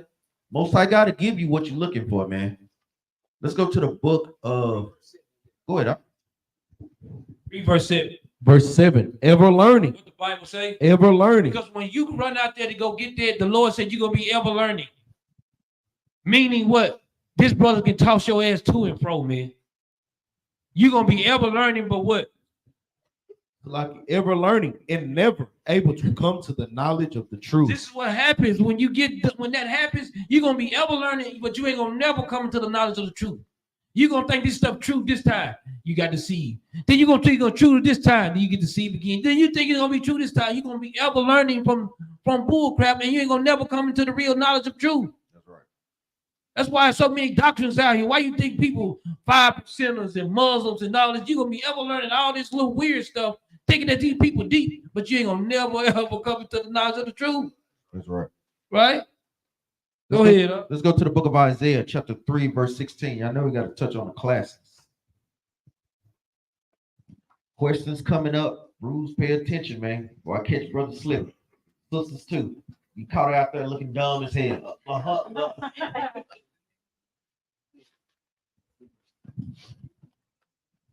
Isaiah chapter 3, verse 16. When you get there, read this up. The book of Isaiah, chapter 3, verse 16. Moreover, the Lord said, because the daughters of Zion are haughty and walk with stretched forth necks. Y'all know our sisters walk, man.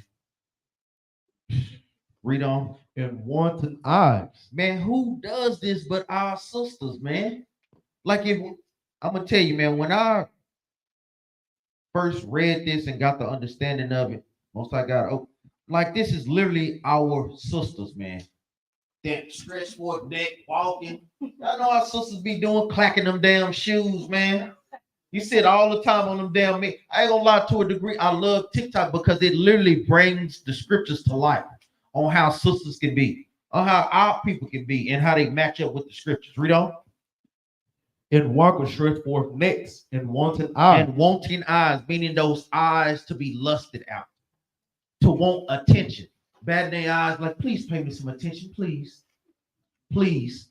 Read on. Walking and mincing as they go. And making a tinkling with their feet. That's the click clacks on them slides. Read on. Therefore, the Lord will smite with a scab the crown of the Salaki.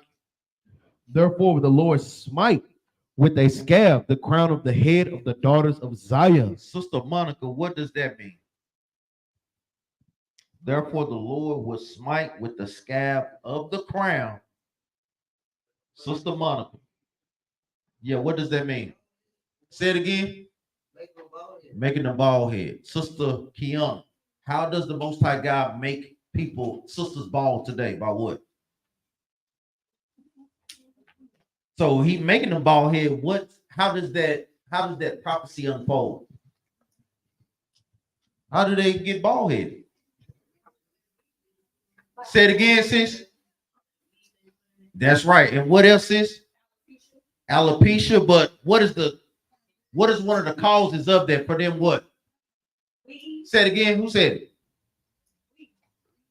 it? That's what makes their hair straight. Perms. Yeah, that ain't nothing but a wood. Nigga, that ain't nothing but a wood. I'm saying nothing but a damn ultra perm for real.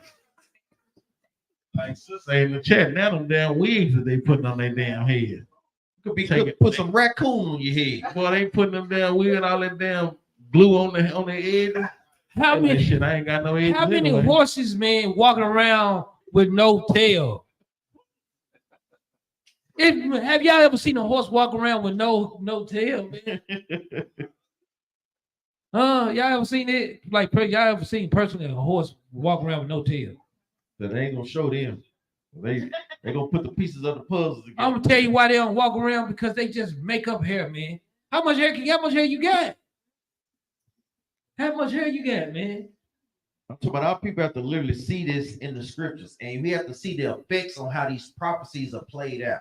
So since our sisters don't like the woolly texture hair that the Most High God is giving them, this is how this prophecy is played out, because they perm their hair, they put weaves in their hair. Those things come with a different spirit. You don't know who the hell had that hair. You sewing that hair into your head, you sewing that spirit to your damn spirit as well, man. Having sisters crazy out here, man. Literally to where they'll literally risk their lives to go into these Chinese stores to steal his hair. And Moab will beat the hell out of them sisters, man. They'll literally beat, and they still go. $1 billion industry. Read on up. So like, therefore the Lord will smite with a scab the crown of the head of the daughters of Zion, and the Lord will discover their secret parts. Sister Yael, what does the Lord discovering their secret parts? How does he discover that?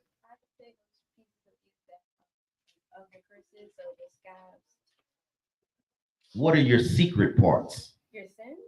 Your sins? Okay, sis. Yes, sir. Question is the secret parts. So are you gonna show everybody your goods, or you gonna keep it secret? Ah, Yeah, answer is yes.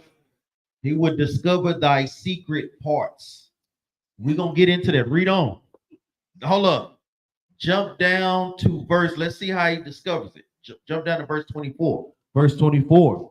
And it shall come to pass that instead of a sweet smell, there shall be stink. There shall be what? There shall be stink. There shall be what? There shall be stink. Can any sister, how does it become stink down there? Go ahead, sister. So you can have one multiple sex partner. That's right. Yeast infections, wearing pants, not having an air out, no kind. That's right. All those things are the effect of having stink down there. Multiple partners, not letting your womb breathe by wearing pants, skirts. This is how these prophecies are being played out. And guess what? Don't these things happen? Yes.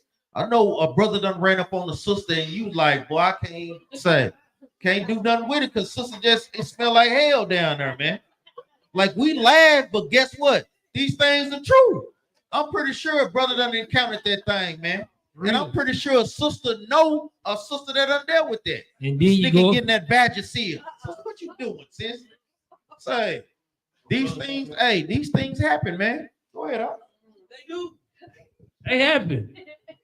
Guess what? And brothers walking around with that death on their breath, man. All right.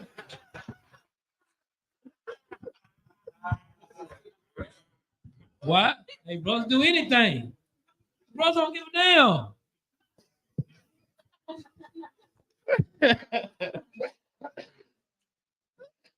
When we deal on that corner side, these are the judgments that the sisters receive, man. He done literally took y'all the most beautiful hair. Now y'all crave the other hairs of the other nations. Envying our oppressors, man. Brothers have to literally be able to map these precepts out when you're dealing with a sister that have blonde hair. Let's get that in the book of Leviticus. What's the precept on blonde hair? Any brother, real quick. Let's get that. Brothers got to be in tune. When we going through these precepts, brothers should be thinking of other precepts, man. I don't know how many times we have to say that thing.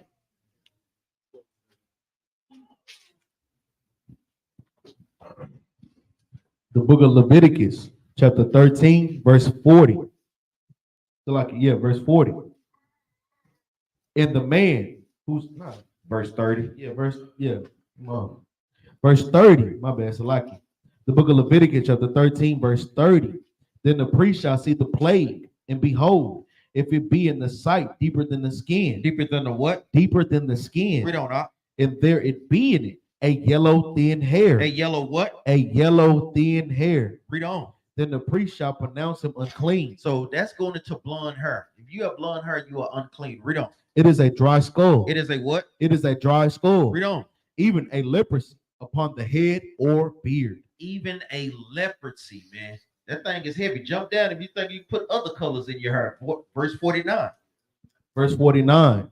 And if the plague be greenish or reddish in the garment or in the skin, either in the wart or in the woof or in anything of skin, it is a plague of leprosy. So even all these different colors, guess what? Because a lot of times you have to put those colors in your hair to get blonde. Sometimes. Read on.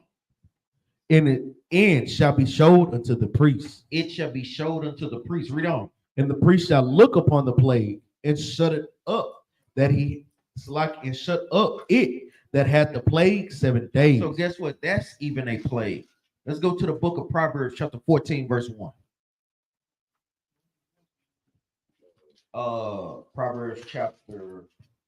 Leviticus chapter 13, verse 40.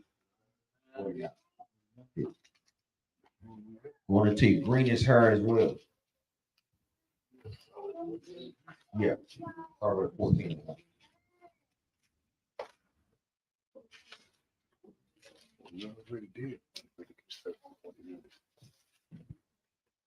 You get that, read this out.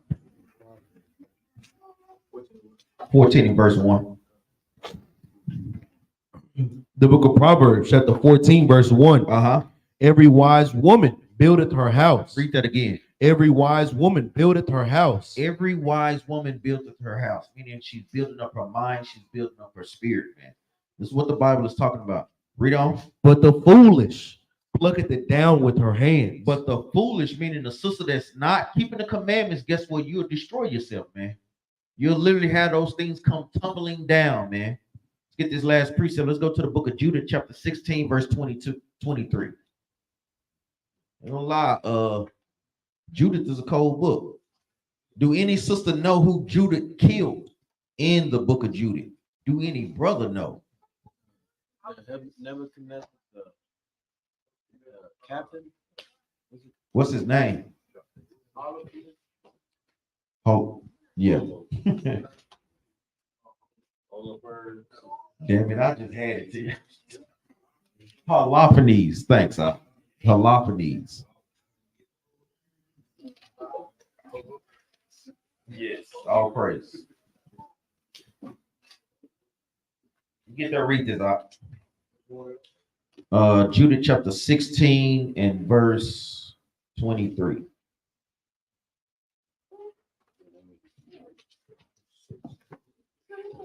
Start at verse 22.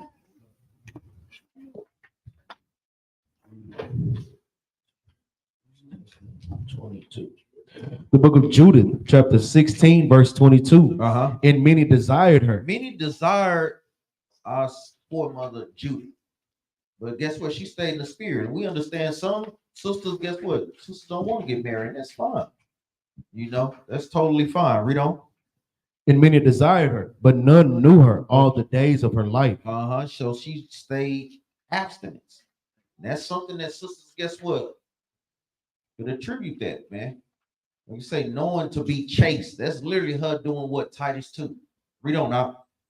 After that, Manasseh, her husband, was dead Uh-huh. and was gathered to his people. Read on. This is the point. But she increased more and more in honor. Read that again now. But she increased more and more in And honor. that's the thing that sisters want to do in this truth. You want to constantly do what? Increase more and more in honor in this truth, man.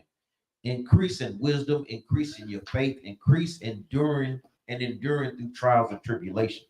Read on. And waxed old in her husband's house, Read on. being 105 years old, Man, this is a little long life. Read on. and made her maid free. So she died in Bethuelah, and they buried her in the cave of her husband Manasseh. Read on. And the house of Israel lamented her 7 days. This is a sister that was great, man. They mourned this sister 7 days, man. Man, you know that sister had to have a great name to be mourned that long. 7 days, man. Read on. And before she died, she did distribute her goods to all them that are nearest of kindred to Manasseh her husband. Meaning she had wealth to give out to her people, to her kinsfolks, to make sure that they was okay. Read on. And to them that were nearest of her kindred. Read on. And there was none that made the children of Israel any more afraid in the days of Judah. In the days of who? In the days of Judah. Read on now. Nor a long time after her death. And with that, we say shalom. Shalom. Thank you for brothers and sisters that are supporting, share, and like the videos. Help us push this truth to the four corners of the earth.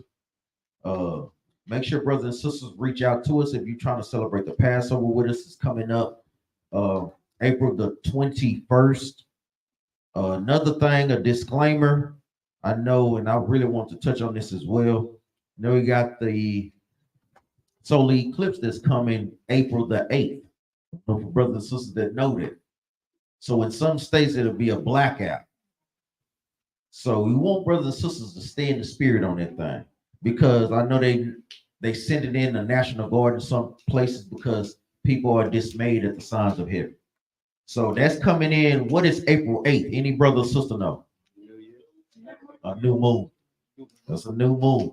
So remember, these are signs and wonders that the Most High God is showing us that what is getting closer and closer. I'll start to go into a class, or I'll probably touch on it for the Q&A a little bit.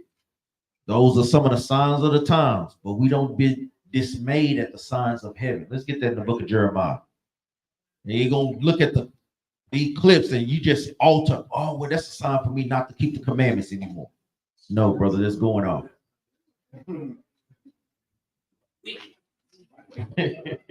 real. So we want brothers and sisters to stay in the spirit on that thing, man. It's just part of the signs that the Most High God is showing throughout the earth, man. Signs in the heavens, blood moons, eclipses. Don't be taken by those things, man. You know what I want out. The book of Jeremiah, chapter 10, verse 2. Well, verse 1. Hear ye the word which the Lord speaketh unto you, O house of Israel. Oh, house of who? O house of Israel. We don't know. Thus saith the Lord. Learn not the way of the heathen. Don't learn the ways of the heathen. That's the ways of the heathen to, guess what? Be taken by an eclipse. Can we look at it? Yes. There's nothing wrong with looking at the marvels that the Most High God has made. But to worship those things and take those things outside of what the scriptures say, that's going on. Read on. And be not dismayed at the signs of heaven. The signs of heaven is going into eclipses, blood moons,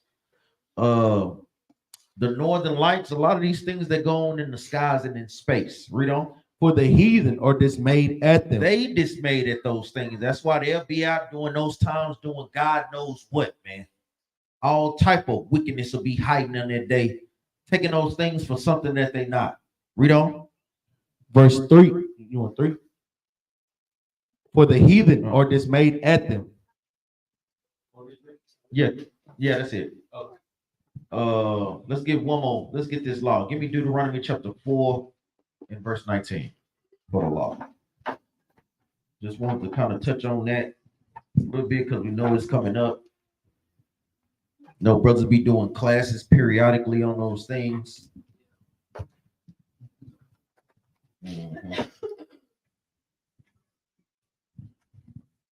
The book of Deuteronomy, chapter 4, verse 19. Unless Thou lift up thine eyes unto heaven, and when thou seest the sun and the moon and the stars, even all the host of heaven, shouldest be driven to worship. Should it be what? Shouldest be driven to worship them Read on out. and serve them, which the Lord thy God hath divided unto all nations under the whole heaven. But the Lord hath taken you and brought you forth out of the iron furnace, even out of Egypt, to be unto him a people of inheritance, as ye are this day. And verse 20 is heavy because guess what? Where we at? In spiritual Egypt, man. Don't be fancy by those things, man. The Most High God gave those to the heathen. So guess what? Have at thee. And with that, we say shalom. Any questions?